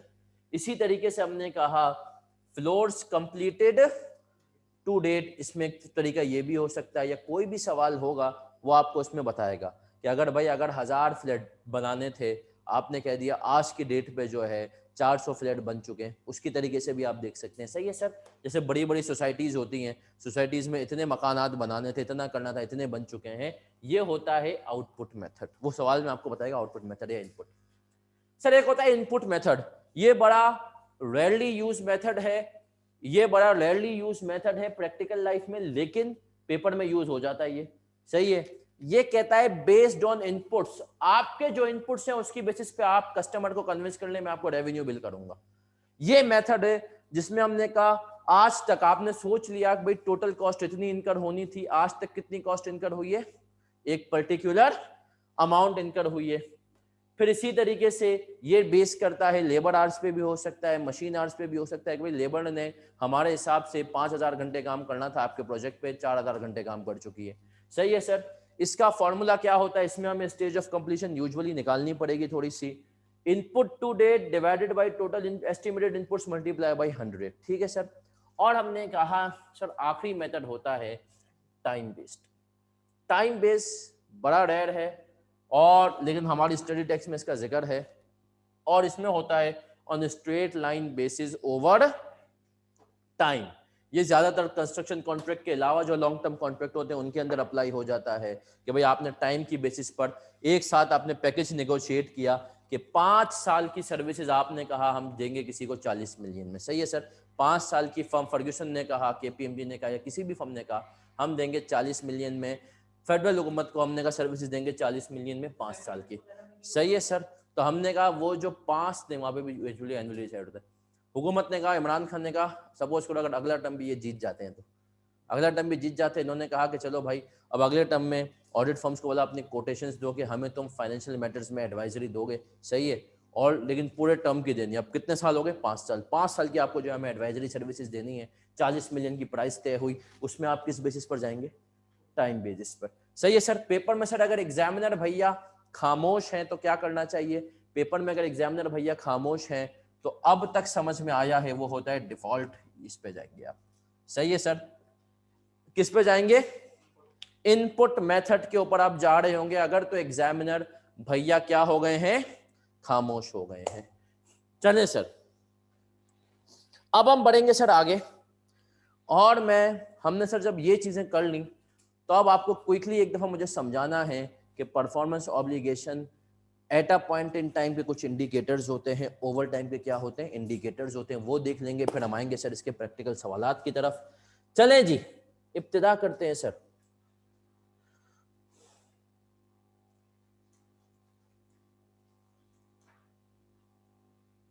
सर ये आप लोग आएंगे पेज नंबर 4 पर,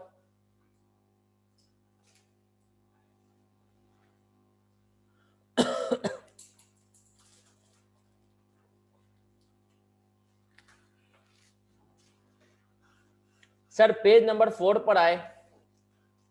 इसने कहा an entity shall recognize revenue when or as it satisfies a performance obligation by transferring a promised good or service to a customer which is when control is passed either over time or at a point in time। Sir control क्या होता है, control मोर और less वही है जो तुमने बचपन में पढ़ा हुआ, लेकिन सर हमने तो बचपन में भी नहीं पढ़ा हुआ। क्या होता है कंट्रोल, जल्दी से बताओ क्या होता है कंट्रोल। बड़ी मेहनत से हम सर FAL2 में तो बता देते ना क्या था कंट्रोल। What is control?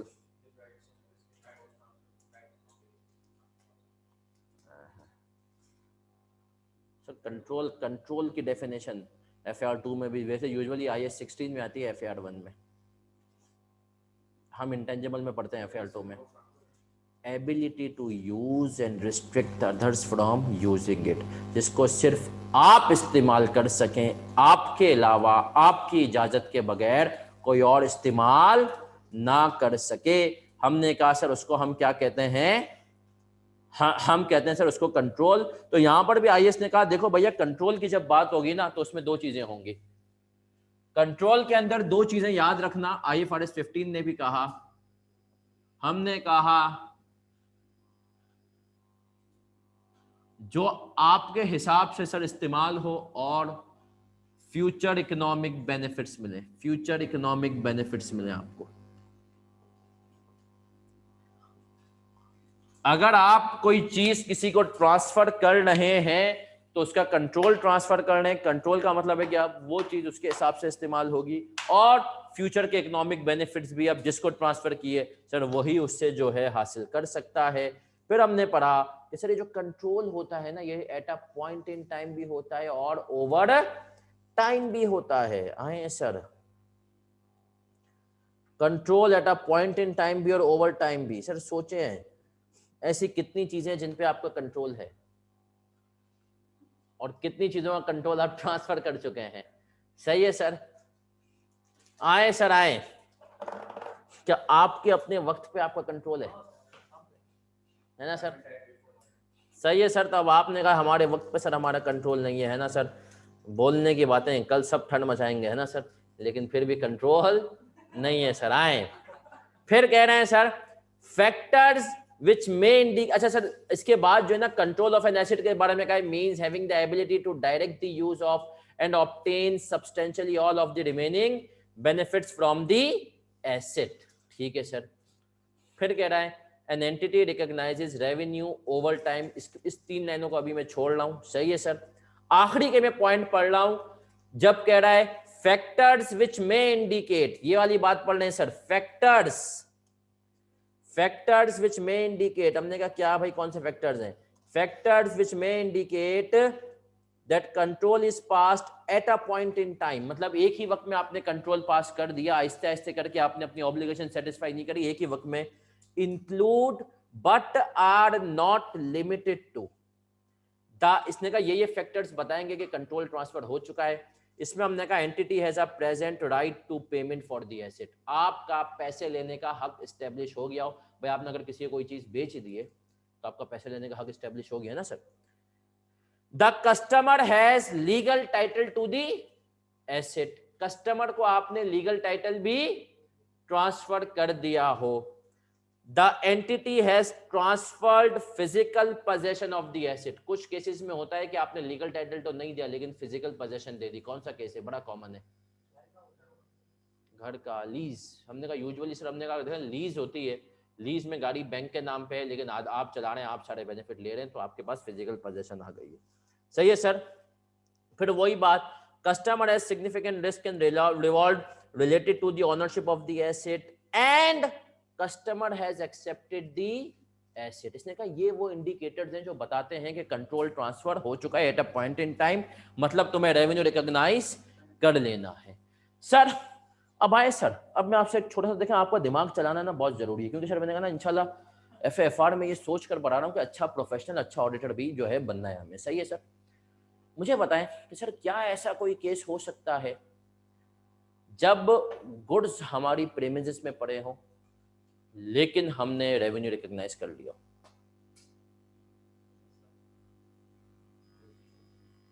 मेरे पास पड़े, मैं कस्टमर को भी डिलीवरी नहीं की। क्या बोलते हैं, क्या ऐसा कोई केस हो सकता है? इनसे भी पूछ लेते हैं ना भाई, तुम भी बताओ। बनाई स्पेसिफिक कस्टमर के लिए रहे हैं, सही है सर। और एडवांस नहीं, एडवांस पेमेंट में रेवेन्यू थोड़ी रिकॉग्नाइज करते हैं हम। चलें, एक तो हमने कहा पढ़ेंगे सारी एग्जांपल देंगे, मैं स्पेसिफिक कस्टमर के लिए मैं कुछ बना रहा हूँ, सही है। दूसरी एग्जांपल बड़ी कॉमन है, मैं आपको एग्जांपल दे देता हूँ ताकि जो है आपको समझ में आ जाए और उस टाइम पे जब हम उस एग्जांपल पे आए तो मसला ना हो। क्या एग्जांपल है सर? मुझे जो है ना ये मोबाइल बड़ा रेयर मोबाइल है, यूनिक तो नहीं कहूँगा, बड़ा रेयर है, चला नहीं इतना इसलिए रेयर है, सही है सर। अब सर ये जो चीज़ है ना, ये मोबाइल इसका जो है ना प्रोटेक्टर मुझे चाहिए था, नहीं मिल रहा था। ये है Redmi S2, सही है, मिल नहीं रहा था। मैंने अपने आसपास यहाँ पे तारिक रोड पे रहता हूँ, सब कुछ देख लिया, नहीं मिला। मैं अपने कज़न के पास गया, उसी की दुकान थी, मैंने कहा भाई प्रोटेक्टर चाहिए, नहीं मिल रहा। उसने कहा यार मेरे पास भी नहीं है। मैंने कहा मंगवा दे। उसने कहा यार ढूंढना पड़ेगा, शायद ये सदर में भी ना हो क्योंकि ये मॉडल इतना कामयाब नहीं हुआ। मैंने कहा भाई कुछ भी करवा दे। अब वो उसको मैंने, उसने कहा भाई 1 हफ्ते बाद पहुँचा। मैंने कहा ठीक है। मैं 1 हफ्ते बाद गया तो वो भाई साहब इसके 6 प्रोटेक्टर ले आए थे। मैंने कहा भाई 6 प्रोटेक्टर लेकर आ गया, खैरियत है? मुझे तो एक चाहिए था। उसने कहा देख भाई, एक तो तू मेरा कज़न है, बचपन से तुझे देखा है, जानता हूँ जंगली आदमी 2 दिन में 2 हफ्ते में तो मैक्सिमम तोड़ देगा। दूसरा उसने कहा भाई ये मॉडल बड़ा रेयर है, इसका प्रोटेक्टर सदर में भी नहीं, एक जगह से मुझे मिले तो 6 पड़े हुए थे, मैं 6 के 6 उठा के लेके आ गया कि तुझे ये चाहिए होंगे और तू 5-6 महीने में सारे जो है वसूल कर लेगा, तो ये 6 पकड़ ले और चल भाई निकल जा। मैंने कहा 1 मिनट रुक जा भाई, तो पैसे मुझसे अभी 6 के ले ले, लेकिन मैं तुझसे लूँगा अभी सिर्फ और सिर्फ 1, 5 जो है ना तो अपने पास रख, क्योंकि मैंने कहा मैं घर लेकर जाऊँगा ना तो बेटा इधर उधर हो जाएंगे, सही है, मसला है मेरे लिए। 5 अपने पास रख, टूट गया तो मैं तेरे पास से ले लूँगा।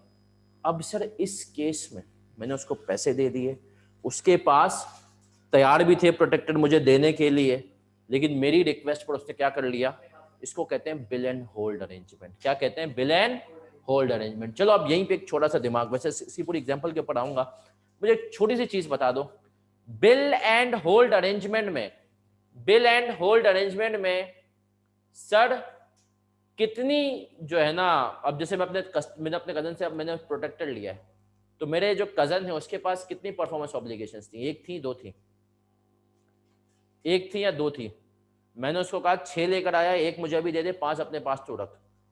अब मैं उसको पर प्रोटेक्टर के 150 के हिसाब से पेमेंट कर रहा हूं, उसके पास एक ऑब्लिगेशन है, दो। चल तू 6 प्रोटेक्टर को छोड़ दे, एक ही प्रोटेक्टर समझ, उसने एक इजाफी लाया था। अब बता, एक ऑब्लिगेशन है, दो है।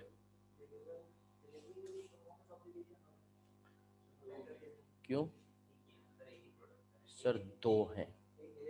एक परफॉर्मेंस ऑब्लिगेशन मुझे प्रोटेक्टर देना, दूसरी obligation custodial services, custodial services भी वो मुझे दे रहा है।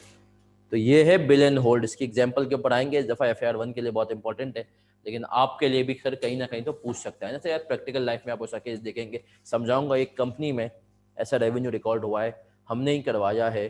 जैसे अभी इसने एग्जाम्पल दी, कंपनी बना रही थी किसी और के लिए, मतलब किसी स्पेसिफिक कस्टमर के लिए ऑर्डर बना रही थी, सही है। उसमें हम देखेंगे सर ये वाले केसेस भी हो सकते हैं कि अगर आप किसी स्पेसिफिक कस्टमर के लिए ऑर्डर बना रहे हैं ना, तो उसका आप रेवेन्यू रिकॉग्नाइज कर सकते हैं, बेशक अभी माल आपने डिलीवर ना किया।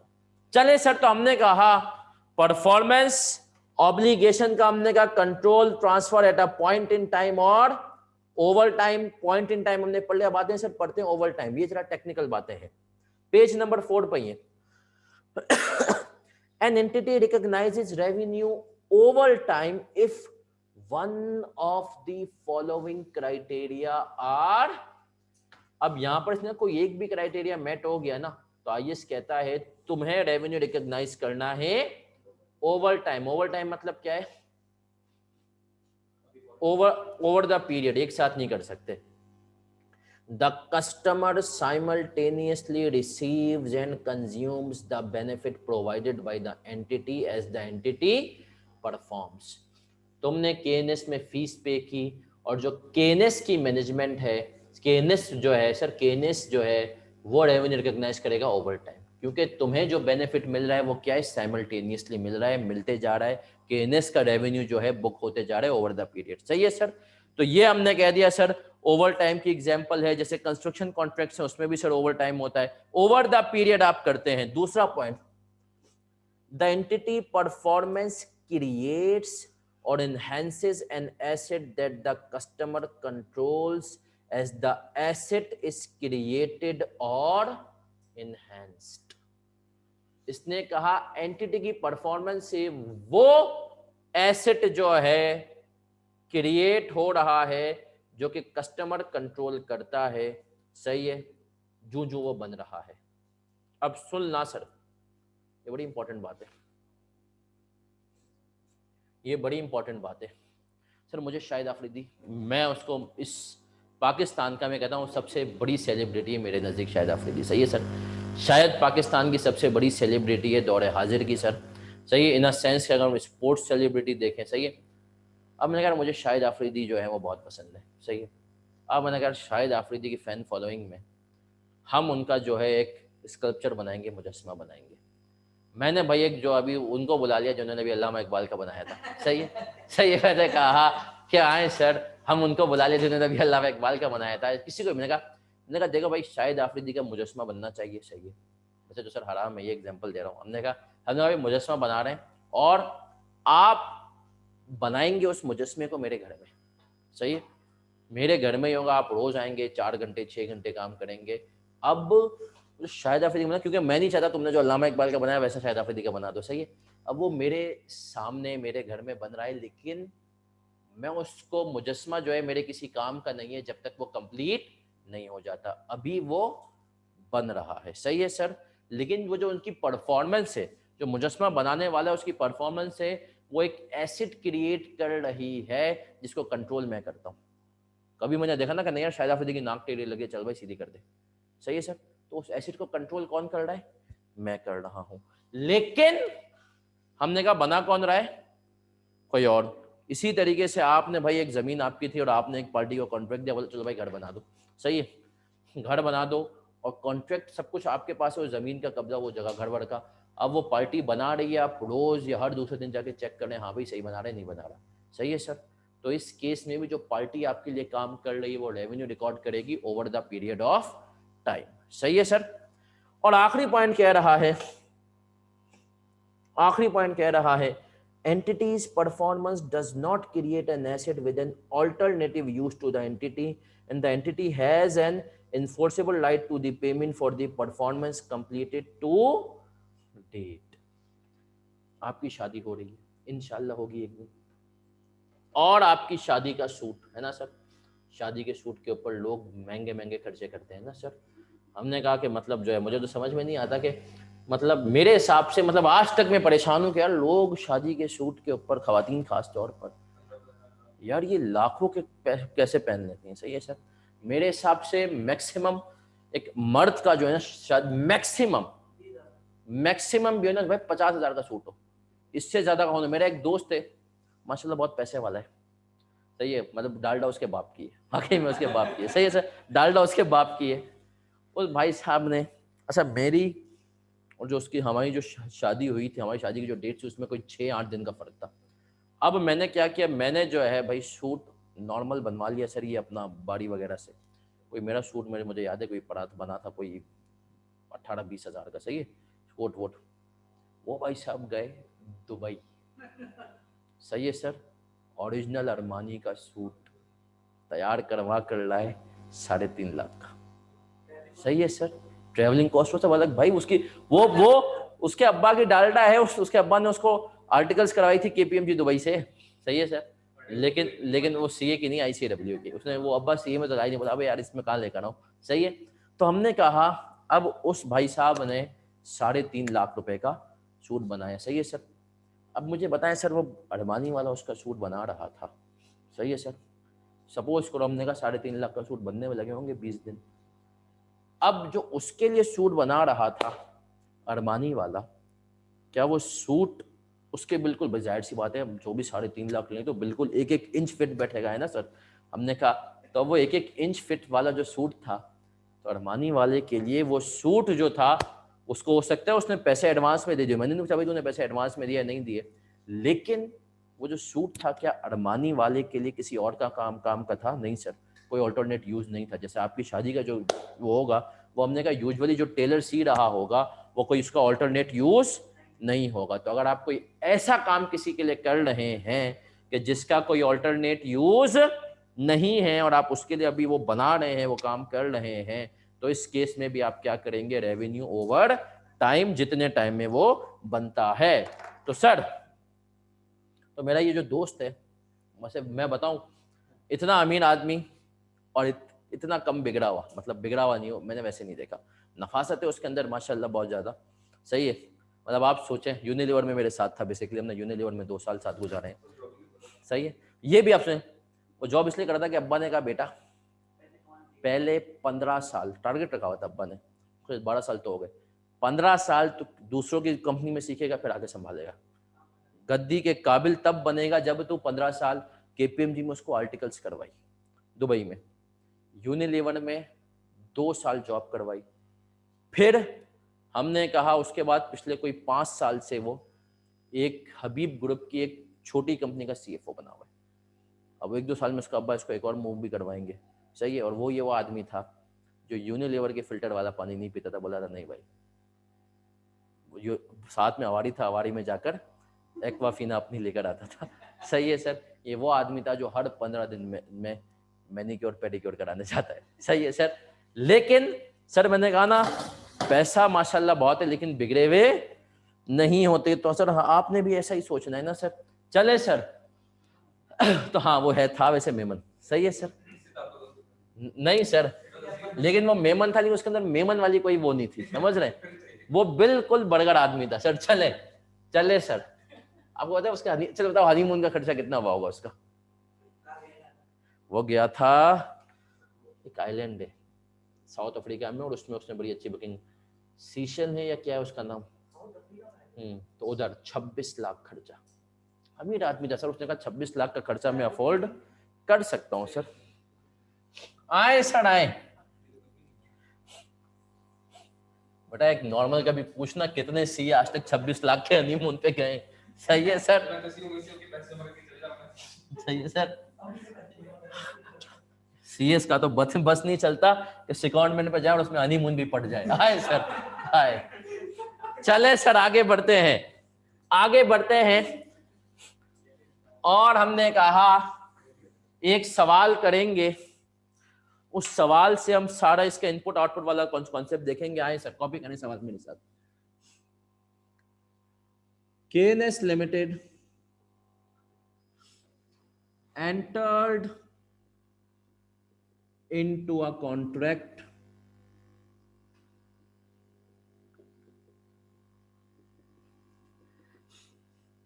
with HK Limited for preparation of warehouse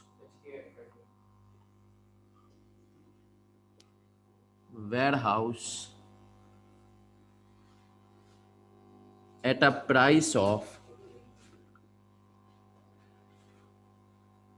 10 million.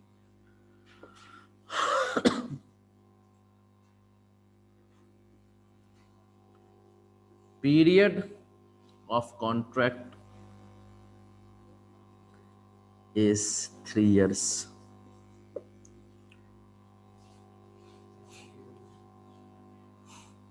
At the end,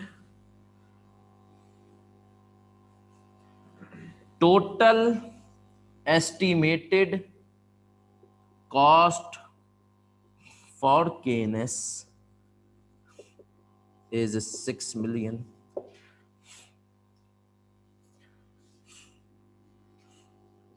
At the end of year 1,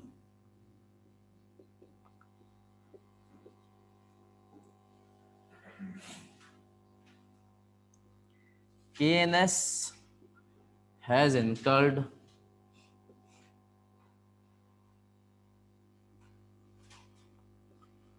cost of rupees 3 million. As per surveyor, contract is 40% completed by year 1.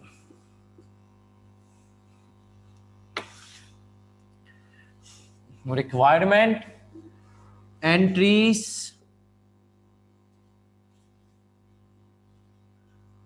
in following cases: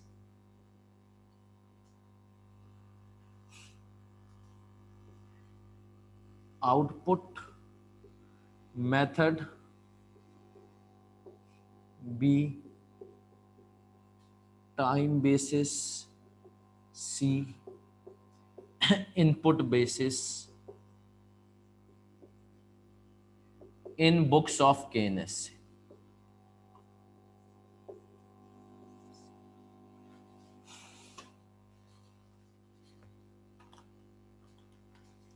चले sir, copy करें। ये हार गए match. कितने ball out? 4 है। और overs कोई खेला ही नहीं ना, चला ही नहीं ना। क्यों ये खुशदिल वगैरह बच्चों को क्यों खिला रहे हैं? इनको पहले सही से ग्रूम तो करें। नहीं लो, नहीं हमने कहा सर इसके अलावा भी जो है खुशदिल वगैरह ये बच्चों को जो कैरी कर रहे हैं, खुशदिल है और हमने कहा इफ्तिखार है, ये लोग हैं। पता नहीं कि मुझे कभी कभी लगता है कि इफ्तिखार चाचा एक दिन जरूर चलेंगे। सही है, वो एक दिन जरूर चलेंगे। मुझे लगता है उनके अंदर एक पोटेंशियल नजर आता है, बस वो पोटेंशियल बाहर नहीं आ पा रहा। सही है सर। और पोटेंशियल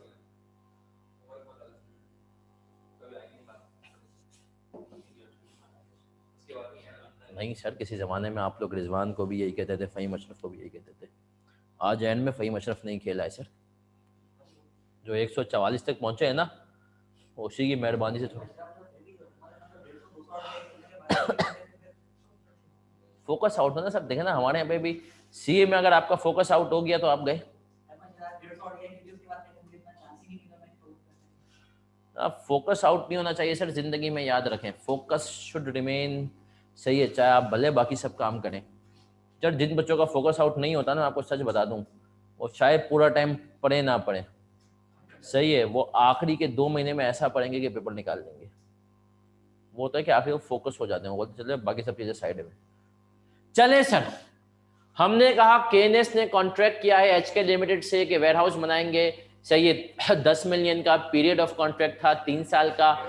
टोटल एस्टिमेटेड कॉस्ट थी केएनएस के लिए कितनी सर? 6 मिलियन। ईयर 1 के एंड पे केएनएस ने जो कॉस्ट इनकर की है वो की है 3 मिलियन। सर्वेयर के हिसाब से कितना सर परसेंट काम कंप्लीट है? 40%। और कहा गया है कि आप एंट्रीज बनाएंगे, सही है, in following cases: output method, time basis और input method in books of KNS. Sir सबसे पहले आएंगे आउटपुट मेथड। अब सर यहां पर रूल याद रखना है, रूल इज वेरी सिंपल। क्या रूल है सर? रेवेन्यू जितने परसेंट होगा ना, कॉस्ट भी उतने ही परसेंट आपको रिकॉग्नाइज करनी है। रेवेन्यू और कॉस्ट की परसेंटेजेस सेम सेम नहीं हो सकती। अब इधर देख लें सर, आउटपुट मेथड में हमने कहा सर वो हो सकता है आपको आउटपुट में ये जब उसने आपको दे दिया ना कि सर्वेयर के हिसाब से इतने परसेंट काम कंप्लीट है, तो वो आपको चीख चीख के नहीं बताएगा कि बेटा सर्वेयर का मतलब ये है कि 40% वाला केस लो। ये उम्मीद करेगा कि बच्चे को पता होगा आउटपुट मतलब क्या होता है, वैल्यू टू कस्टमर, कस्टमर को जो वैल्यू मिली है वो है कि 40% काम कंप्लीट है। तो आए सर, आउटपुट मेथड के हिसाब से आपने कहा रेवेन्यू भी 40% रिकॉर्ड करना है और कॉस्ट भी कितनी रिकॉर्ड करनी है? 40%। अब सर रेवेन्यू 40% कितना हुआ? इधर देख लो, हमने कहा टोटल रेवेन्यू 10 मिलियन का था, है ना सर? 10 मिलियन की जो हमने कहा कॉस्ट थी, सही है सर। उसमें उसका 40% कितना हो गया भाई? कितना हुआ? 4 मिलियन। सर कॉस्ट कितनी थी हमारी? Total cost, total estimated cost कितनी थी? 6 मिलियन। 6 मिलियन का 40% कितना होगा? 2.4। सही है सर। तो पहले साल का हमारा प्रॉफिट कितना आ गया? 1.6। कितना आ गया सर? 1 अभी कॉपी नहीं करना, कॉपी नहीं करना, इधर देख लो। हमने कहा सर इसकी बनाएंगे एंट्रीज, एंट्रीज। अब इधर देख लें सर, पूरा साल, पहला पूरा साल हमने क्या एंट्रीज बनाई? फिर देखें अब आप क्या कर ले होंगे, सुन लें इधर। एक आपने लेजर, एक अकाउंट खोला होगा जिसको आपने नाम दिया होगा कॉन्ट्रैक्ट कॉस्ट का। पूरा साल आप कॉन्ट्रैक्ट कॉस्ट इनकर करते जा रहे हैं, उस अकाउंट में पार्क करते जा रहे हैं। उस अकाउंट की आपने क्या डिफाइन की हुई होगी? नेचर एसेट अकाउंट, सही है सर। पूरा साल आपने कॉस्ट इनकर की, आपने एंट्री बनाई कॉन्ट्रैक्ट कॉस्ट डेबिट, नाम की कॉस्ट है, एक्चुअल में ये क्या होता है? एसेट। और सूदी दारा क्रेडिट। सूदी दारा कितने से क्रेडिट हो गया? तो हमने कहा 3 मिलियन, सही है सर।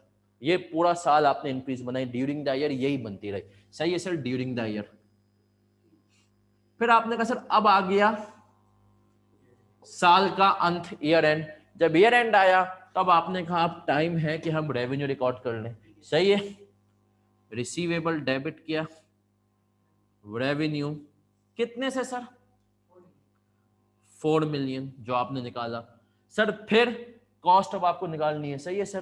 तब आपने कहा कॉस्ट ऑफ सर्विस का नाम दे दें किसी भी चीज का, कॉस्ट ऑफ सर्विस डेबिट। अब इसकी नेचर एक्सपेंस आई और आपने वहां पर क्रेडिट कर दिया कॉन्ट्रैक्ट कॉस्ट 2.4 से। अब सर अगर ईयर एंड पे आप एसओएफपी बनाएंगे ना, एसओएफपी बनाएंगे तो आपके पास करंट एसेट्स के अंदर कॉन्ट्रैक्ट कॉस्ट आ रही होगी, किस नाम से? Contract cost 4 minus 2.4 1.6। ठीक है सर, किस नाम से आ रही है? Contract cost. ये कॉस्ट है बेसिकली के 3 माइनस 2.4 0.6 3 से रिकॉर्ड की 0.6 से, सही है सर। ये आ रही है कि आपने इस कॉन्ट्रैक्ट के अंदर एडवांस के अंदर खर्चा रिकॉर्ड कर लिया है, ठीक है सर। तो हमने कहा सर ये हो गया आउटपुट मेथड। सही है सर, प्रैक्टिकल लाइफ में सबसे ज्यादा यूज यही होता है। क्योंकि आप खुद सोचो ना यार, सामने जो मलिक रियाज है वो तुम्हें क्यों बोलेगा कि भाई तू जितना बोल दे तेरी खर्चा हो गया उसके हिसाब से तुझे पैसे दे दूं, क्योंकि उसको पता है कि हमेशा कॉन्ट्रैक्ट में पहले साल में सबसे ज्यादा खर्चा हो जाता है। कॉपी करो जल्दी से, फिर आगे बढ़ेंगे। एक मिनट इंक बढ़वा लो।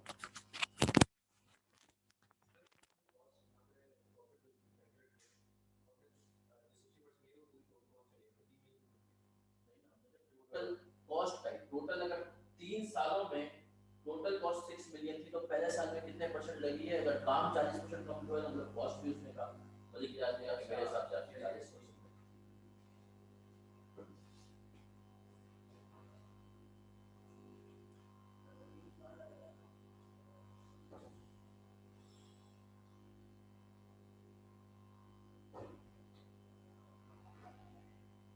इसी वक्त की लास्ट चल रही है।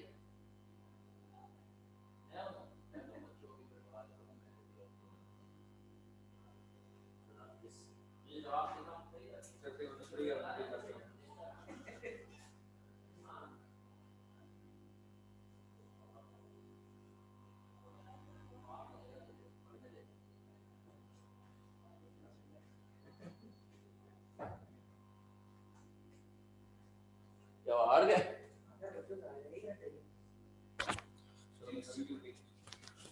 नहीं अब क्या, नहीं यार हमारी टीम का शुरू से मसला है। बाबर भैया खेलते थे तो बाबर भैया वही खेल रहा था। बाबर आजम देखें, बाबर आजम ने जब से T20 में परफॉर्म करना शुरू रोका है, और हमने कहा सर नहीं, फिर थोड़ा बहुत रिजवान संभालने लगा है। हफीज को आज, लेकिन सिर्फ डिसिप्लिन होता है। हफीज भाई ने बदमाशी दिखाई सर, है ना सर। आप जो है कह दें पार्टनर को मैं 2 बजे आऊंगा, सही, और आप मुझे कुछ कहीं भी नहीं, सही सर। हफीज भाई ने कहा ना मैं टाइम पे नहीं आऊंगा। चले सर जी बेटा, 1.6 का प्रॉफिट भी रिकॉर्ड होगा। 1.6 देखा ना, जब आपने रेवेन्यू रिकॉर्ड किया, कॉस्ट रिकॉर्ड की, तो ऑटोमेटिकली प्रॉफिट रिकॉर्ड हो गया 1.6 का। सर ये तो हो गया हमने का आउटपुट मेथड, और मैंने आपको बताया कि प्रैक्टिकल लाइफ में सबसे ज्यादा सर जो मेथड यूज होता है वो यही है सर। फिर हमने कहा लेकिन एक और मेथड है जिसको हम कहेंगे टाइम बेस्ड। बहुत रेयर है कि ये इस इंडस्ट्री में तो हो, बट हमने कहा सर सवाल कर लेते हैं। अच्छा ये मेथड शायद मैं आपको कराता भी नहीं, लेकिन ये आपकी स्टडी टेक्स्ट में गिवन है। स्टडी टेक्स्ट में जो एग्जांपल गिवन है वो इसी के ऊपर इफेक्टिवली, सही है सर। तो हमने कहा टाइम बेस्ड मेथड में हमने कहा जिंदगी क्या है सर, गुलजार है। सिंपल, आपने स्ट्रेट लाइन बेसिस पर क्या कर देना है, रेवेन्यू भी और कॉस्ट भी रिकॉग्नाइज करनी है। तो चलें सर आगे बढ़ेंगे। और हमने कहा time basis,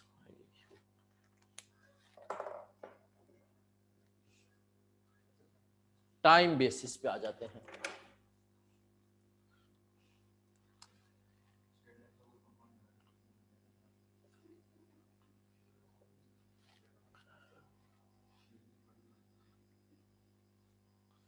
six divided by, नहीं ये तो 10 था ना रेवेन्यू, 10 डिवाइडेड बाई 3 कितना है? 3 हस्बे जायका 3, 3.33 है ना सर।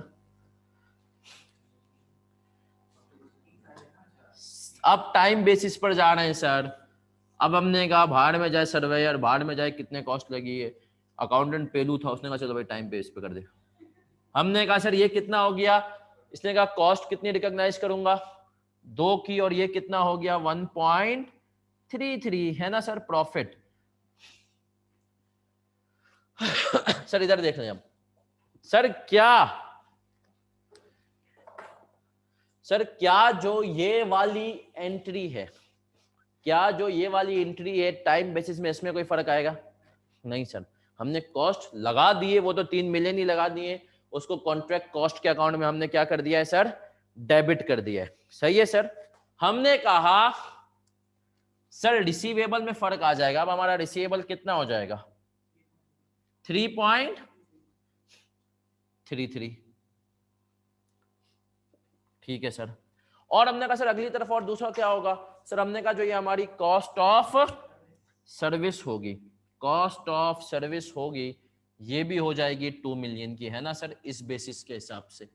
और हमने कहा SOFP में कितने अमाउंट से सर हमने कहा अब आ जाएगा हमारे पास 3 - 2 कितना हो गया 1। 1 मिलियन से हमने कहा SOFP में हमारे पास टाइम बेसिस पर आएगा। हमने कहा सर ये है टाइम बेसिस पर अगर आप रिकॉग्नाइज करेंगे। सही है सर। उसने कहा long term contract over time है, उसमें खास तौर पे सर्विस के केस में इनपुट आउटपुट आप कोई भी मेथड ले सकते हैं। तो इनपुट के केस में क्या हो और आउटपुट के केस में और टाइम बेस पे हमने कहा सर ये होगा। आखिरी मेथड कौन सा है, इनपुट मेथड। अच्छा सर क्या आपको याद है ये आपके FAR 1 के सिलेबस में था नहीं था? था, ये भी था, लेकिन पता है मसला है बच्चा पढ़ के नहीं जाता था, क्योंकि नीचे सर कहा जाता है स्टडी टेक्स्ट बेकार है, नीचे के ऊपर भी यही कहा जाता है कि स्टडी टेक्स्ट तो बिल्कुल बेकार है। यकीन मानो स्टडी टेक्स्ट की बहुत इंपॉर्टेंस है। नहीं, अब जब आप लोगों ने कर लिया उसके बाद एक सवाल आया जुमेरात लिमिटेड, थर्सडे लिमिटेड, उसमें सारे सवाल अभी मैं करो आपको दूंगा होमवर्क, टेंशन ना लें आप। अभी अभी आप लोगों को पता चलेगा थर्सडे लिमिटेड वाला सवाल। सही है सर। उसके अंदर उसने यही सारे के सारे कॉन्सेप्ट क्या कर लिए सर, टेस्ट कर लिए एक साथ तबीयत से, और बोला चलो बच्चों आओ जुमेरात लिमिटेड पे। लेकिन आए सर, अब हम आगे बढ़े और हमने कहा सर आखिरी केस है, उस पर हमने कहा इनपुट मेथड। इनपुट मेथड में अंदर हम करेंगे सर इनपुट मेथड या इनपुट बेसिस, और उसके अंदर सर एक छोटा सा मसला है, उसके अंदर आपको स्टेज ऑफ कंप्लीशन निकालनी पड़ती है। सही है सर।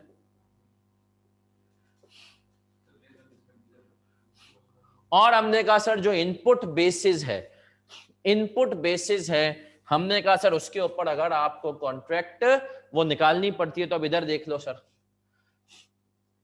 बेस्ड ऑन फॉर्मूला क्या लिखवाया था, input to date divided by estimated total inputs multiply by 100। अब मुझे बताओ इनपुट टू डेट कितने हैं, 3 मिलियन। इनपुट टू डेट कितने हैं, 3 मिलियन। एस्टिमेटेड टोटल इनपुट कितने हैं, 6 million. 3 million divided by 6 million multiply by 100 कितना हो गया sir, 50%। Stage of completion sir आपकी कितनी हो गई, 50%। हमने कहा सर 50% अगर मेरा काम कंप्लीट हो चुका है तो IS भैया ने कहा कि तुम रेवेन्यू भी कितना रिकॉग्नाइज कर सकते हो, 50%। तो हमने कहा सर यहां तो सेलर की जिंदगी गुलजार हो गई। 10 का 50% कितना हुआ जल्दी बताओ, 5 है ना सर। और हमने कहा 6 का 50% 3।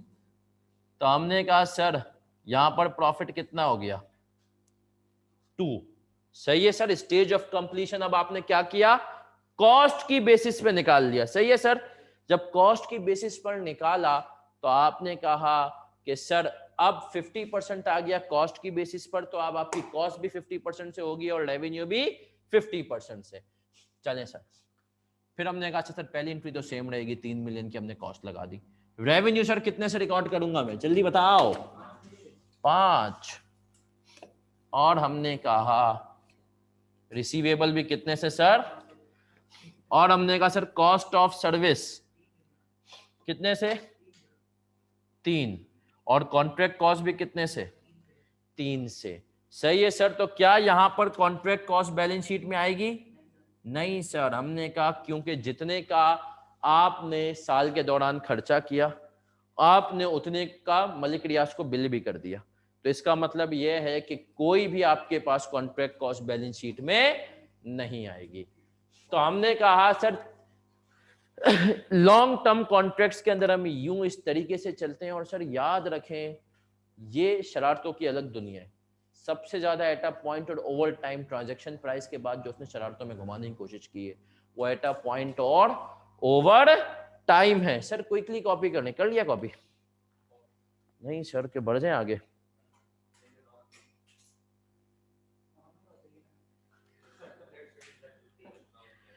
सर अभी 9 मिनट है और हमने कहा वैसे भी मैच कौन सा फंसा हुआ है ना।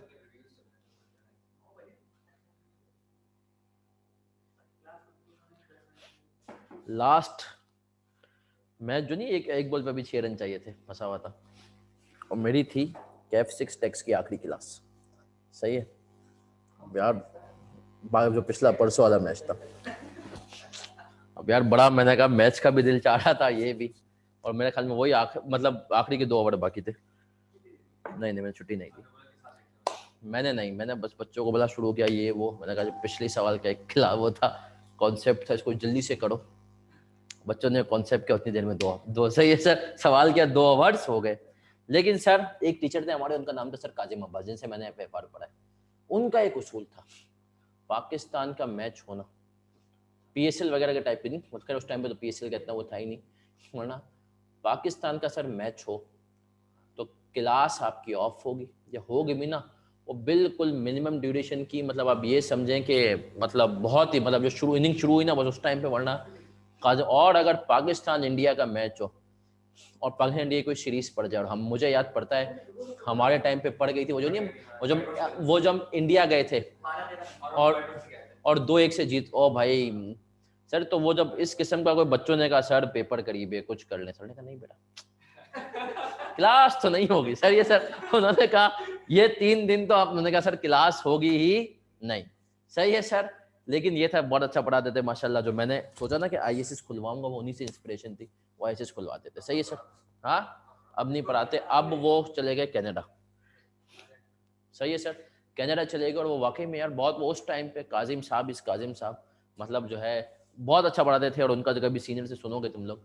सही है, नहीं अब उनकी एज भी हो गई 60 अबव हो गई, बट वो अपने, बट उनका एक और भी बड़ा स्मार्ट वो था, एक चीज से उनको बड़ी वो थी, बोलते यार सवाल पूछो लेकिन सवाल अच्छा होना चाहिए। अगर आपने एक दफा गलती से कोई फजूल सवाल पूछ लिया तो वो 200 बच्चों के सामने आपको जो जलील करेंगे, अगली दफा आप कभी जिंदगी में सवाल नहीं पूछेंगे उनसे, क्या किसी भी टीचर से। सही है सर। तो सर हमने कहा वो एक था ना एज फैक्टर भी था, और सर को हो जाता यार क्या सवाल किया तूने। हमारे एक दोस्त को उनके पास जलील कर दिया था, उसके बाद हमारे पूरे जितने भी किसी ने कोई सवाल नहीं पूछा, कुछ समझ में नहीं आता था, एक दूसरे से पूछा तो सर से नहीं पूछेंगे। सही है सर। चलिए सर, तो एक बार क्विकली रिवाइज करते हैं। आज की क्लास में हमने क्या पढ़ा? हमने पढ़ा कॉन्ट्रैक्ट एसेट। कॉन्ट्रैक्ट एसेट में क्या पढ़ा हमने सर? हमने पढ़ा कॉन्ट्रैक्ट एसेट।